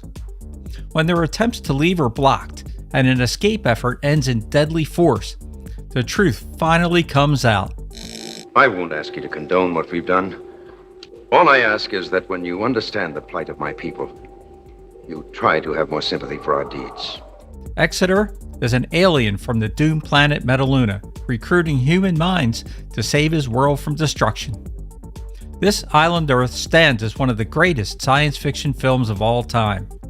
It dared to imagine interplanetary politics, alien technology, and planetary extinction at a time when most sci-fi stayed safely grounded. And of course, there's the unforgettable Metaluna monster, sealing its place in sci-fi history. Number 8. The Incredible Shrinking Man, 1957. People don't get shorter, Mr. Carey. They just don't get shorter. While on vacation with his wife, Scott Carey is briefly engulfed by a strange, shimmering mist. At first, nothing seems wrong, but later, his clothes begin to loosen, and doctors confirm the impossible. Scott is actually shrinking. Then you know what's causing me to get smaller. We think we do, Mr. Carey. That's why I asked you here. As there is no cure, Scott becomes a medical curiosity and a media spectacle, retreating from public view as the strain on his marriage deepens. Reduced to childlike height, he struggles with humiliation and despair. He briefly finds comfort in a friendship with Clarice, a little person who helps him accept his condition, until he finally realizes that he is now shrinking even further. Forced to live in a dollhouse, Scott's frustration grows, and when a sudden attack by the family cat sends him falling into the basement, he's presumed dead, trapped, alone in a vast, hostile world of ordinary objects turned deadly. Louise! Louise! The cellar! Look in the cellar! What follows is both a survival story and an inward journey. Battling hunger, flooding water, and a monstrous spider, Scott's physical struggle slowly becomes philosophical. As he continues to shrink beyond visibility, the film shifts from fear to reflection, questioning identity, insignificance, and humanity's place in the universe. The Incredible Shrinking Man doesn't lecture or explain itself. It just lingers, quietly, thoughtfully, long after it ends, which is exactly why it remains one of the most profound and greatest science fiction films ever made. Number 7. The Fly, 1958. Don't hurt it. God, don't let it get out. In Montreal, scientist André Delambre is found dead in a hydraulic press, his head and arm crushed beyond recognition. His wife, Helene, calmly confesses to the killing, but refuses to explain why. Her strange behavior, including an obsessive search for a fly with a white head, convinces André's brother Francois and Inspector Charras that the truth is far more disturbing than a simple crime. Under pressure, Helene finally tells her story. This is not a confession. Although I killed my husband, I'm not a murderess. I simply carried out his last wish. Andre had perfected a matter transporter capable of disintegrating and reassembling objects. Confident in his work, he secretly tests the machine on himself. Unseen, however, is a common housefly that enters the chamber, and the device merges their atoms. I've had a serious accident, but I'm not in danger at the moment, although it's a matter of life or death. Andre! Andre survives, but horribly altered. Hiding his disfigured head beneath a cloth, he communicates only through notes and gestures, begging Helene to find the fly so the experiment can be reversed. As time passes, his human intellect begins to fade, replaced by something increasingly alien, forcing Helene to confront an unthinkable choice. The fly isn't just shocking, it's tragic. It treats scientific ambition as a moral risk, not a triumph, and frames transformation as loss instead of spectacle. That emotional seriousness, paired with unforgettable imagery and restraint, is why The Fly endures as one of the most powerful and unsettling science fiction films ever made. Number 6. Forbidden Planet, 1956. You see anything out there, Doc? Nothing. Batteries. Fire! It's the 23rd century, and a starship is sent to the distant world of Altair 4 to investigate a colony expedition that vanished 20 years earlier. When they arrive, the crew is warned away by Dr. Edward Morbius, who claims to live safely on the planet with his daughter Altera and their highly advanced robot servant, Robbie. Welcome to Altair 4, gentlemen. I am to transport you to the residence. Ignoring Mobius's warning, Commander John Adams lands and learns that an invisible, unstoppable force wiped out the original colony. Morbius reveals he's been studying the remains of the Krell, an extinct civilization whose vast underground machinery still operates beneath the planet. Technology capable of unimaginable power. Exposure to one Krell device has dramatically increased Morbius's intellect, though he insists humanity is not ready to control such forces. Soon, the starship is sabotaged and attacked by an unseen creature immune to conventional weapons. As Adams investigates the Krell complex, he discovers something disturbing. The same advanced technology that destroyed the Krell is now being shaped by the unconscious mind of a human being. Monsters from the id. Huh? Monsters from the subconscious. Forbidden Planet transformed science fiction. It replaced external monsters with psychological terror, fused serious ideas with stunning design, and introduced concepts decades ahead of their time. Its influence echoes through everything from space opera to thoughtful, idea-driven sci-fi, making it a classic with a foundation that the genre still stands on. Number 5. The Day the Earth Stood Still, 1951. You see, the electricity's been neutralized all over the world. Bobby was telling the truth, wasn't he? A flying saucer lands in Washington, D.C., throwing everyone into a panic.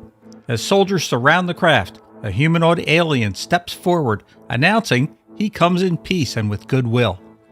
When a nervous soldier shoots him as he reveals a small device, a massive robot named Gort emerges and effortlessly disintegrates nearby weapons until the alien, Clad 2, orders him to stop.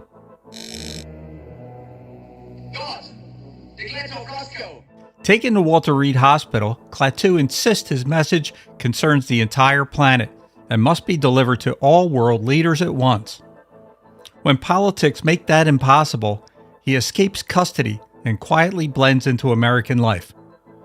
Renting a room at a boarding house, he befriends a young boy, Bobby Benson, and his widowed mother, Helen, observing humanity's fear, divisions, and obsession with power.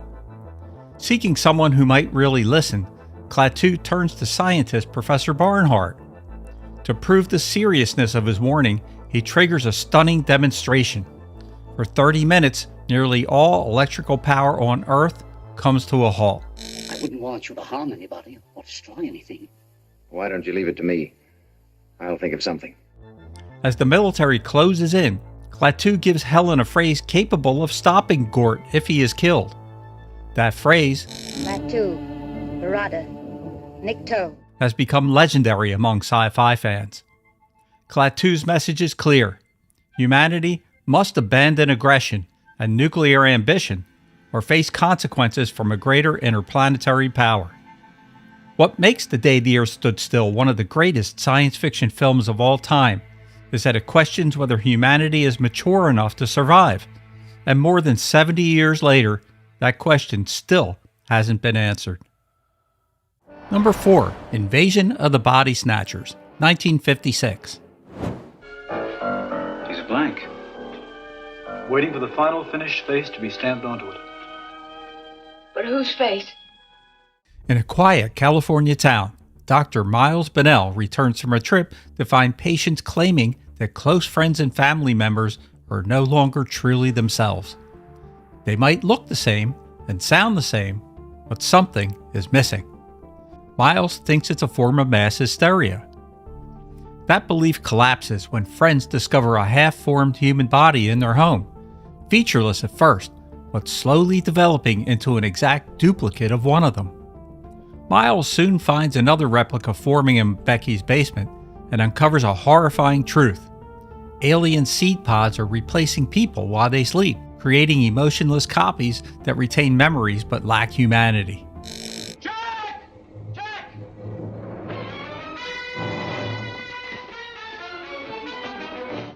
As the town quietly changes, phone lines are blocked, authorities are compromised, and trucks loaded with pods begin leaving for other communities. Miles and Becky run, desperately trying to stay awake, as smiling neighbors and friends urge them to surrender and leave their pain behind. Love, desire, ambition, faith. Without them, life's so simple, believe me. Invasion of the Body Snatchers remains one of the greatest science fiction films ever made. It suggests that the most terrifying threat is the quiet loss of personal identity, happening gradually all around you while you're most vulnerable. That's why the film is still unsettling and so effective decades later. Number 3, Planet of the Apes, 1968. Take your stinking paws off me, you damn dirty ape!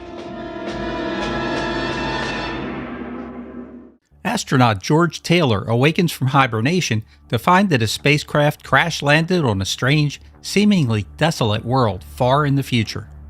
Exploring the landscape, he and his crew encounter primitive humans, only to be violently ambushed by intelligent, weapon-wielding apes who hunt humans for labor and experimentation.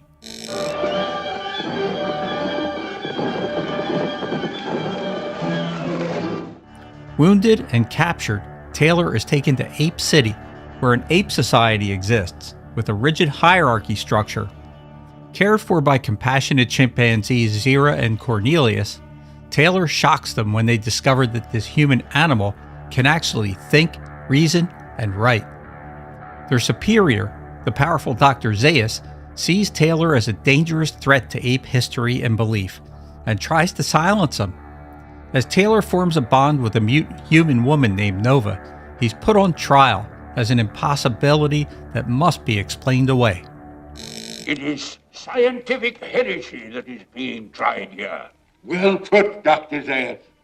Branded heretics, Zira and Cornelius flee with Taylor into the forbidden wasteland beyond Ape City. There, buried remains of a lost civilization force a confrontation over who truly ruled this planet first. The journey ends with one of the most devastating revelations in film history, a shocking final image that redefined everything that came before, making this one of the greatest sci-fi films of all time. Number 2, The War of the Worlds, 1953. Look at it, will you? Beings from another world. A glowing object crashes near a small California town, initially dismissed as a meteor. Atomic scientist Dr. Clayton Forrester quickly realizes it's something else. Hollow, highly radioactive, and deliberately placed. As a crowd gathers, a hatch slowly opens and a metal probe emerges, unleashing a devastating heat ray that instantly kills 3 men approaching under a white flag. What are we going to say to them?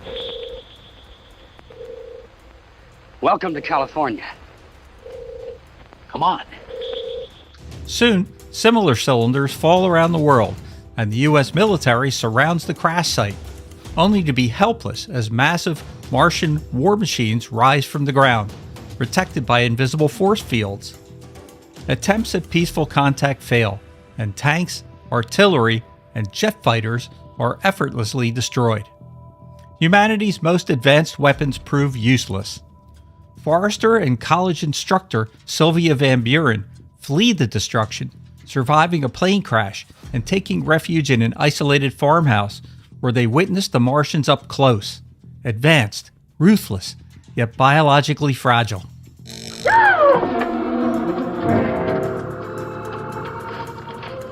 Something moved out there. As cities fall and even nuclear weapons fail, Los Angeles evacuates in chaos.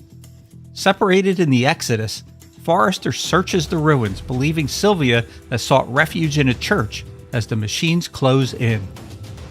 What makes The War of the Worlds one of the greatest science fiction films ever made is its humility. Humanity doesn't win through courage or technology, it survives by chance. The film reminds us how small we are in a much larger universe, a message that remains unsettling today. Before we get to number 1, here are some honorable mentions. Metropolis, 1927.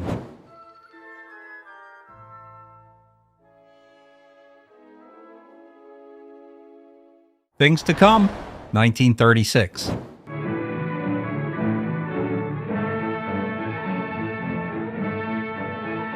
The Thing from Another World, 1951. We finally got one. We found a flying saucer. Can anybody see anything through the ice from where you are? Only an outline. Nothing but a dark shape. There, see? And now for number 1, 2001, A Space Odyssey, 1968. Open the pod bay doors, Hal. I'm sorry, Dave. I'm afraid I can't do that. In Earth's distant past, a struggling tribe of early hominins encounters a mysterious black monolith. Shortly afterward, one of them learns to use a bone as a tool and a weapon, marking a sudden leap in intelligence and dominance. Millions of years later, another monolith is discovered buried beneath the moon's surface. When exposed to sunlight, it emits a powerful signal aimed towards the planet Jupiter. 18 months after that signal, the spacecraft Discovery 1 heads for Jupiter, carrying astronauts Dave Bowman and Frank Poole, 3 scientists in hibernation, and the ship's sentient computer HAL 9000. When HAL reports a fault that proves non-existent, Bowman and Poole quietly consider disconnecting the computer. There isn't a single aspect of ship operations that's not under his control. If he were proven to be malfunctioning, I wouldn't see how we'd have any choice but disconnection. I'm afraid I agree with you. Reading their lips, Hal takes lethal action, killing the hibernating crew, sending Poole adrift into space, and locking Bowman out of the ship.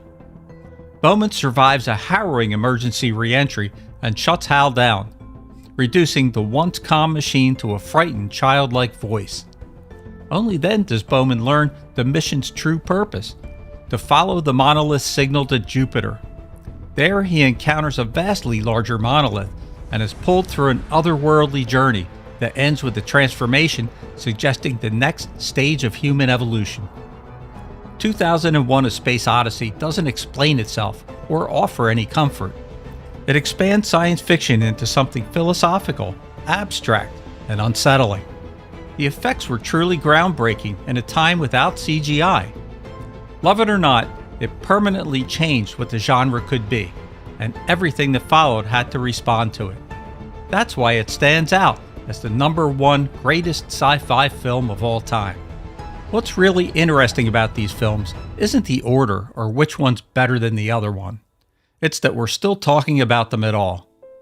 Decades later, they're still revisited, reinterpreted, and sometimes misunderstood. But the originals have never been forgotten. Each one reflects the fears, hopes, and questions of its time, and somehow still manages to speak to our time. That's the mark of classic science fiction.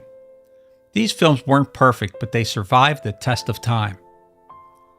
That's a big part of why I make these videos. It's to keep these classic films alive, not just as titles on a list, but as ideas worth revisiting, discussing, remembering, and passing along to the next generation of curious viewers.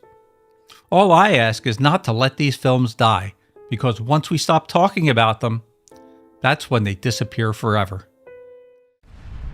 You're watching Rerun Zone Retro Theater Live. What if the most important test of your life didn't come from another human being? What if it arrived quietly, in the mail, from another planet? What if you received a box of strange parts with instructions that made no sense, and the device that, once you put it together, seems to work just a little too well? What would you do? Well, in this film, the second you finish building that device, someone, or something, is waiting for you on the other side. And by the time you realize what you've agreed to, it's a little too late to back out.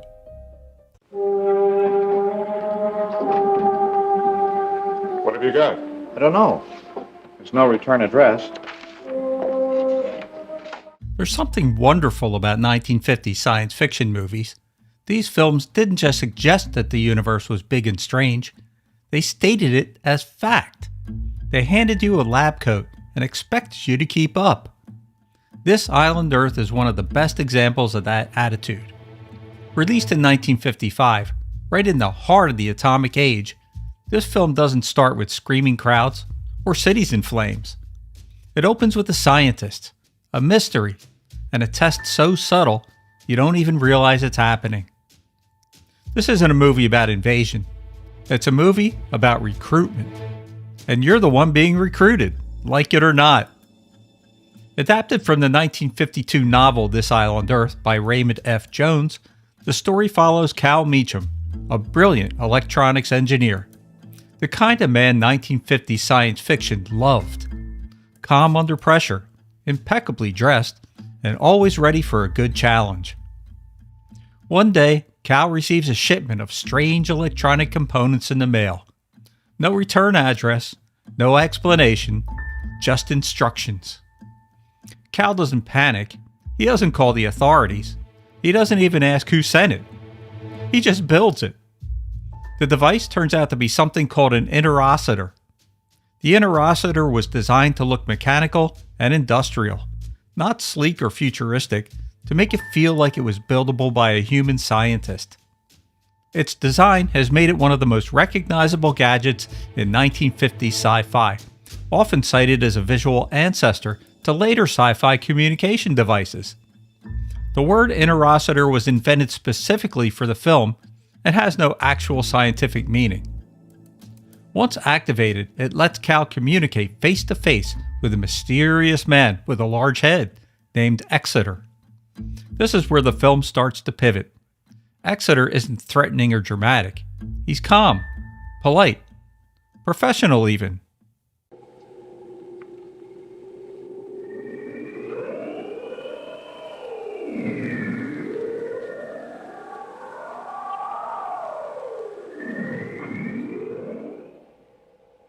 You have successfully accomplished your task, Dr. Meacham. You've assembled an interocitor, a feat of which few men are capable. Who are you? I'm called Exeter. I'm a scientist like yourself. Soon, Cal learns he's not alone. Other scientists around the world have been quietly selected, tested, and brought together at a remote research facility. They think they're working on advanced projects to benefit humanity. But of course, that's not the whole truth. Instead of treating scientists as victims or fools, the film treats them as valuable resources. At the center of it all is Exeter, whose calm demeanor starts to crack just enough to suggest that whatever's happening isn't entirely under his control either. Exeter is one of the most fascinating elements of the film. He's not a monster. He's not a villain in the traditional sense. He's just an administrator, a middle manager, so to speak, for the end of the world. And when the truth finally comes out, that his people's planet Metaluna is dying, the story takes a turn that feels surprisingly thoughtful for 1955. The Metalunans, you see, don't want to conquer the Earth. They want help. They want knowledge. They want to survive. Allow me to welcome you. I'm sorry that our visit below had to be terminated so dramatically, but time allowed for nothing else. I can assure you we mean you no harm. Like Steve Carlson and Engelbart, like the others in that house? What happened was beyond my control. What happened was mass murder. Eventually, Cal and his companion are taken beyond Earth, and this is where the film fully embraces its sci-fi identity. We get flying saucers, energy weapons, alien architecture, and yes, we get the Metaluna mutant. Today, it's the image most people associate with the film, even if they've never seen it. What's fascinating is that the mutant wasn't originally intended to be the film's most famous element. It was just one part of a much larger visual design. But its bold look, the oversized head, the bulging eyes, the exposed brain, it struck a nerve with audiences who were aligned with 1950s anxieties about radiation, mutation, and uncontrolled scientific progress. It made the Metaluna mutant one of the most enduring sci-fi images of the 1950s, and the film treats it quite seriously. That sincerity is what keeps it from becoming a joke. In 1955, this wasn't silly at all.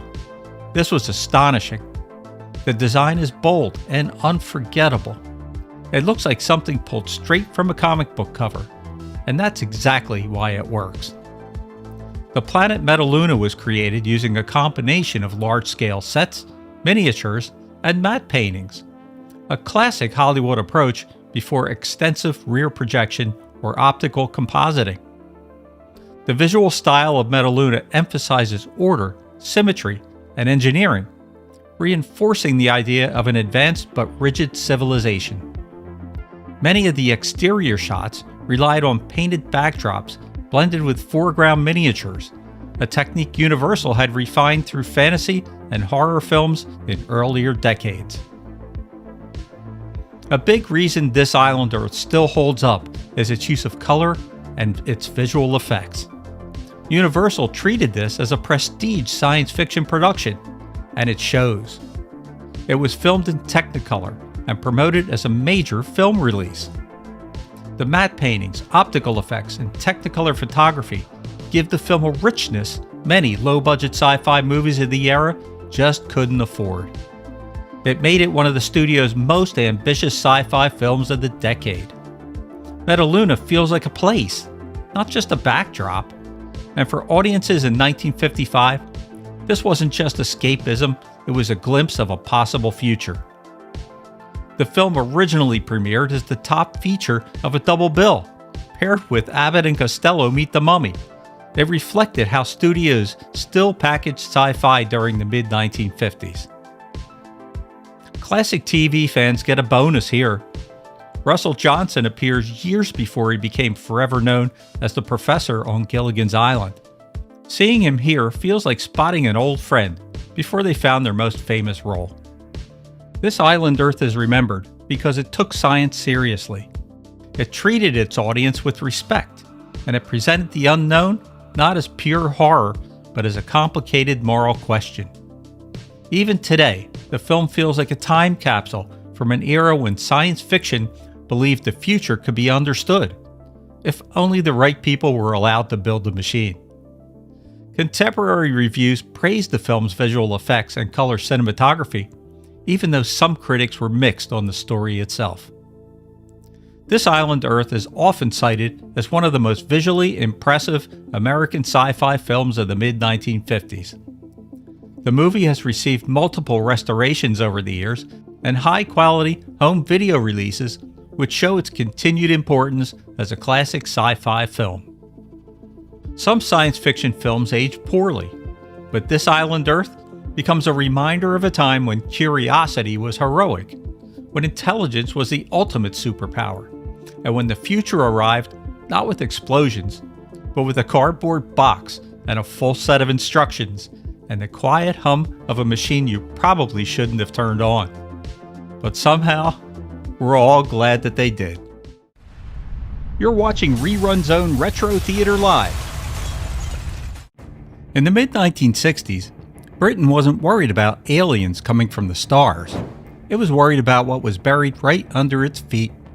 When construction workers uncovered something ancient, something impossible, it wasn't just science that began to unravel.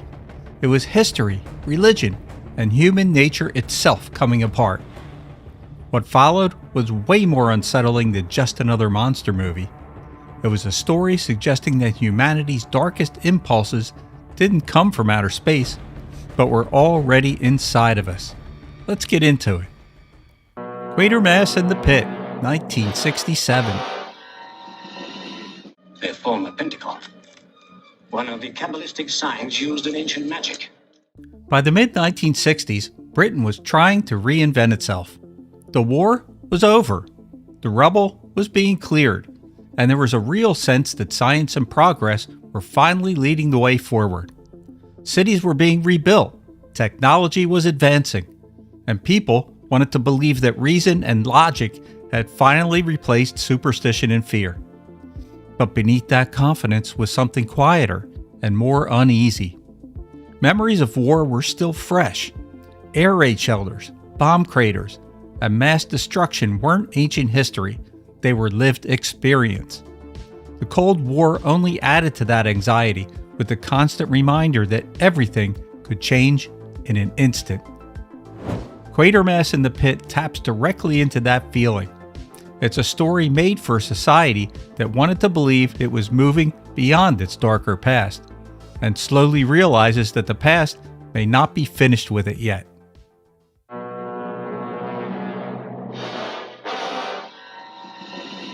What are you trying to say? That the Germans didn't make this and then lose the secret? Construction workers digging in a London street uncover something unexpected. Strange skulls buried deep underground. At first, it's treated as an archaeological curiosity, maybe the remains of an ancient burial site. Then things become more, let's say, troubling. As digging continues, the discovery grows larger and more difficult to explain. Authorities arrive. Scientists are called in. The possibility is raised that what lies beneath the surface might be an unexploded bomb left over from the Second World War, a reminder that the ground itself still carries scars from the past. But as they dig deeper, it becomes harder to accept that explanation. This isn't just debris. Whatever's been buried here doesn't belong to any known chapter of human experience. And that's when unease turns into fear. Enter Professor Bernard Quatermass. Unlike the military men and officials surrounding the site, Quatermass isn't driven by protocol or authority. He's driven by understanding. Calm, rational, and methodical, he represents the best version of scientific thinking. He doesn't jump to conclusions, but he also refuses to ignore evidence that doesn't fit neat explanations. What makes Quatermass so compelling is that he wants the truth, even when it leads somewhere uncomfortable. He isn't chasing reassurance, he's chasing answers. And as the evidence begins to stack up, Quatermass realizes something deeply unsettling. This discovery isn't just old, it's ancient. Far older than modern civilization. Older than recorded history itself. And possibly connected to humanity in ways no one is prepared to accept. As investigations continue, scientific instruments are behaving strangely. Witnesses report sensations they can't explain. Fear, aggression, sudden emotional shifts. Rational explanations start to feel thin. The object beneath the ground doesn't just exist, it starts to affect people. Tension grows between scientists and military authorities. Each group wants control, but neither one really understands what they're dealing with. The situation becomes a quiet power struggle, not over territory or weapons, but over interpretation. What does this discovery mean?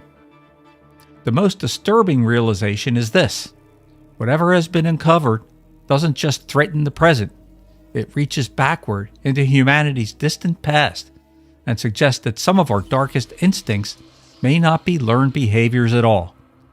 They may be inherited.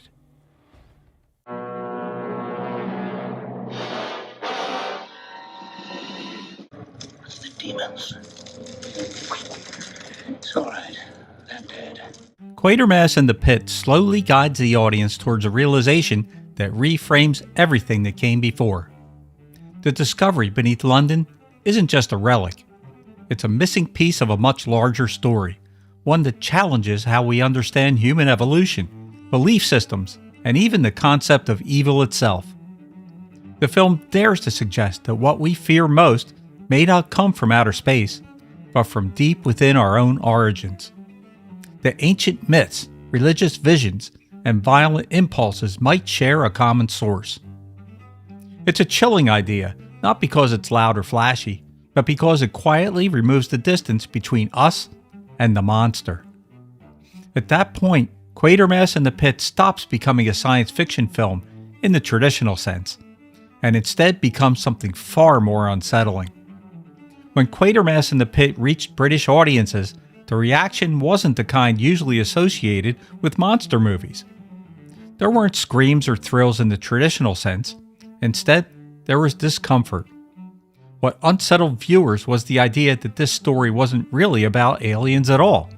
It was about humanity, about inherited violence, buried trauma, and the frightening suggestion that progress doesn't erase our darker instincts.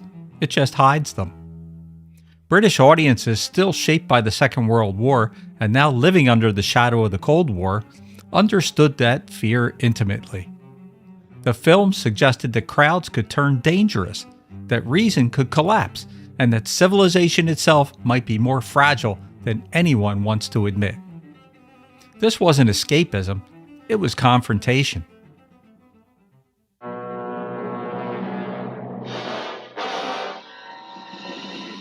By 1967, Hammer films had a very specific reputation. Audiences expected gothic castles, capes, familiar monsters, and a certain sense of theatrical comfort. Even at their scariest, Hammer films usually reassured viewers by keeping horror safely rooted in folklore. Quatermass in the Pit broke that agreement. Instead of ancient castles, the film takes place in modern London. Instead of superstition, it leans heavily into science. Instead of distant legends, the thread is woven directly into human history itself. For many viewers, that shift was jarring. This didn't feel like a Hammer film, and that was exactly the point. Hammer wasn't offering fantasy here, it was offering an idea that followed you home. Yes, there is a monster in Quatermass in the Pit, and its design is memorable, unsettling, and effective. But focusing on the creature alone misses what the film is really doing. The monster isn't frightening because of how it looks, it's frightening because of what it represents. It stands as a symbol of ancient influence, suppressed memory, and the suggestion that violence and fear may be hardwired into us. The creature doesn't invade humanity, it exposes it. That's why the film lingers in the mind. The monster doesn't feel external, it feels uncomfortably close.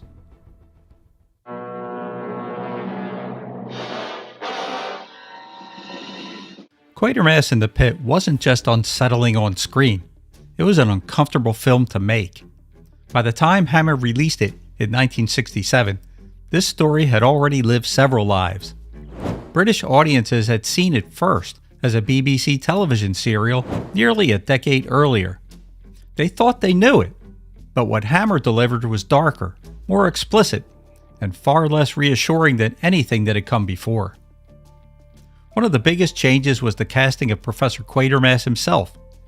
Earlier films portrayed him as loud and confrontational, but actor Andrew Keir took the role in a completely different direction.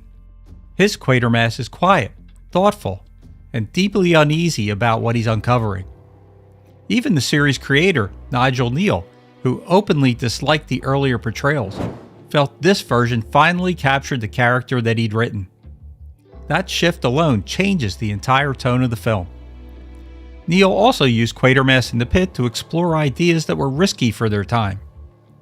The story quietly suggests that ancient religious visions and myths may have a biological origin, that what humanity once called angels or demons could actually be misinterpreted memories of something far older. More disturbing still is the implication that violence and fear might not be learned behaviors at all, but inherited ones. Even the monster reflects that thinking. It wasn't designed to be a traditional creature or a crowd-pleasing spectacle. The design was intentionally unfamiliar, insect-like, distorted, and difficult to read. The goal wasn't to scare the audience with aggression, but to make them feel uncomfortable simply by looking at it. Hammer struggled with what to do with the finished film. It didn't fit their gothic horror image, and it wasn't a standard sci-fi thriller either. Posters promised action and spectacle, but the film itself offered something much colder and more unsettling. For years, it was rarely shown on British television, not because it was banned, but because it was considered too intense, too bleak, and too unsettling for casual viewing. In hindsight, that discomfort is exactly why Quatermass in the Pit has endured.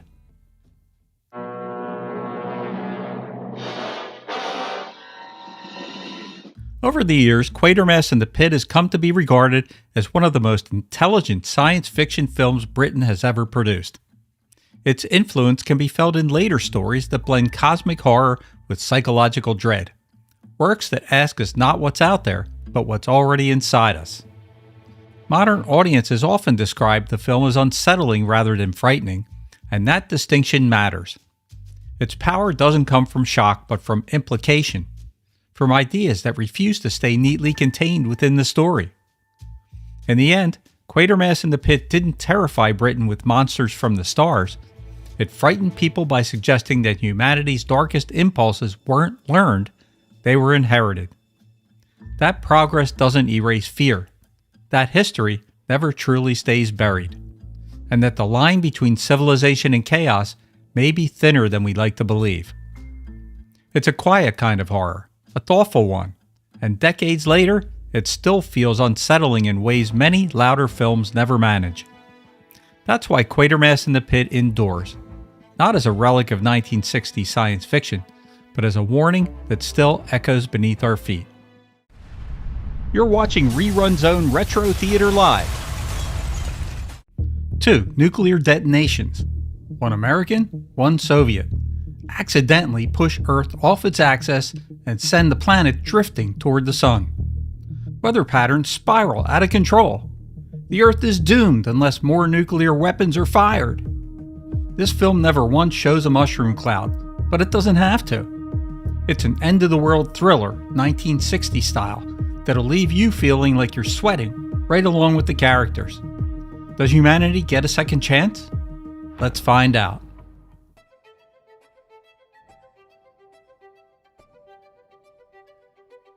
The Day the Earth Caught Fire opens, not with explosions or special effects, but with a world already on the edge.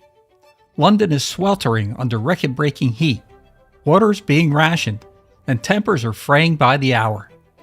In the middle of it all is Peter Stenning, a once great Daily Express reporter whose career has taken a nosedive thanks to booze and personal troubles. As he stumbles through the newsroom, picking up scraps of information and half-whispered government denials, he starts sensing that something bigger and far more dangerous is happening just outside the public eye.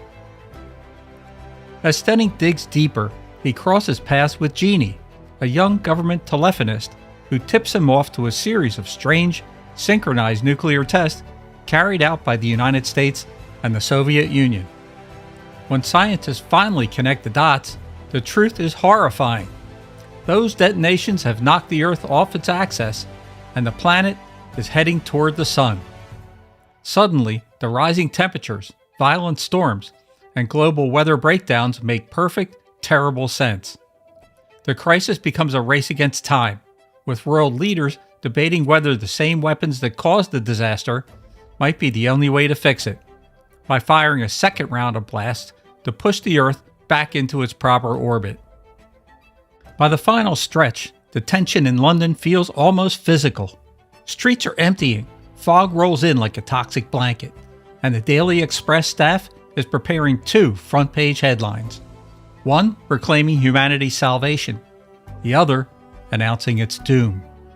Stenning himself rushes through the heat-scorched city, trying to find Jeannie before the world either rights itself or ends in silence. And then, just when the danger hits its peak, the story steers into one of the most gripping final stretches of any early 60s sci-fi film. No cheap effects, no bombastic heroics, just the fate of the world hanging in the balance while ordinary people try to hold on to hope.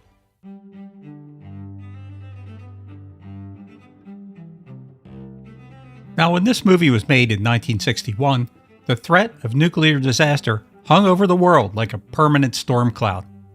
That's when British director Val Guest, a Hammer Films veteran who, ironically enough, never much cared for sci-fi, stepped in. Years earlier, he'd sketched out a 20-page treatment about humanity uniting against the common threat of its own making. But every studio he approached passed on it. Too bleak, too odd, too risky, they told him. For nearly 8 years, the project sat on the shelf, waiting for the right moment. That moment finally came after Guest scored an unexpected hit with the 1959 musical Espresso Bongo. Riding that momentum, he convinced a handful of independent backers to take a chance on his apocalyptic vision. The world might have been terrified of the atomic fire, but for the first time, Guest had the freedom and the financing to turn his cautionary tale into a film. Teaming up with playwright Wolf Mankiewicz, Guest finished the script and proceeded to cast the actors.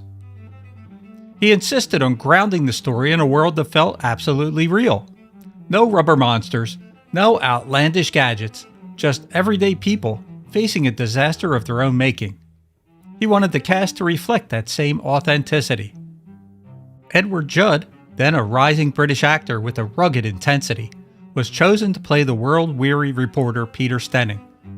Janet Munro, fresh off several family-friendly Disney productions, signed on for the role of Jeannie Craig, giving the film a warm, emotional center to balance the escalating global panic. And to lend the newsroom scenes real credibility, Guest brought in Leo McKern, whose booming presence helped anchor the Daily Express sequences. With his cast set and the script locked, Guest pushed forward with a vision that mixed hard-edged journalism, Cold War dread, and street-level humanity. Even before the cameras rolled, he knew he wasn't making a typical sci-fi adventure. He was making something edgier, more adult, and far more unsettling.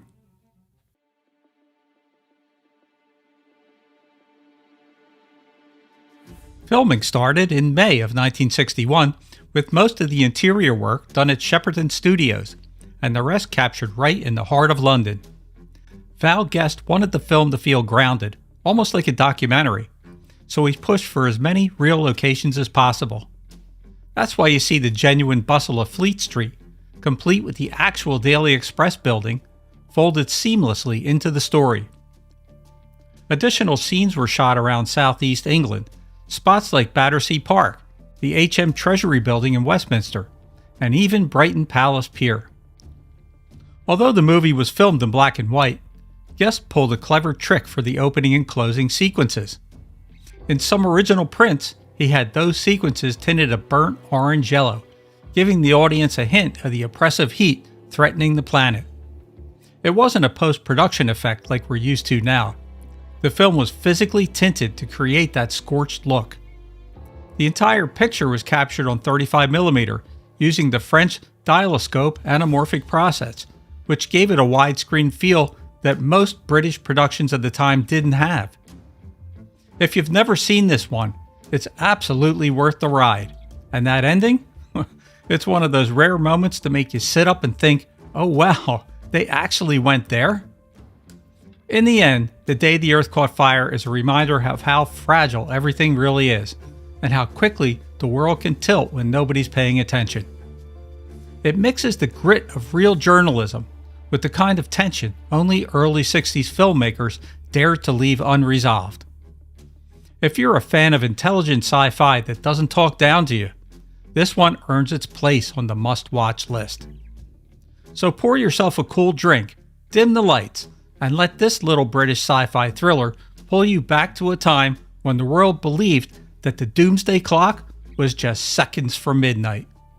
With its heat-soaked streets, razor-sharp performances, and an ending that still sparks debate, this film deserves to be rediscovered and kept alive.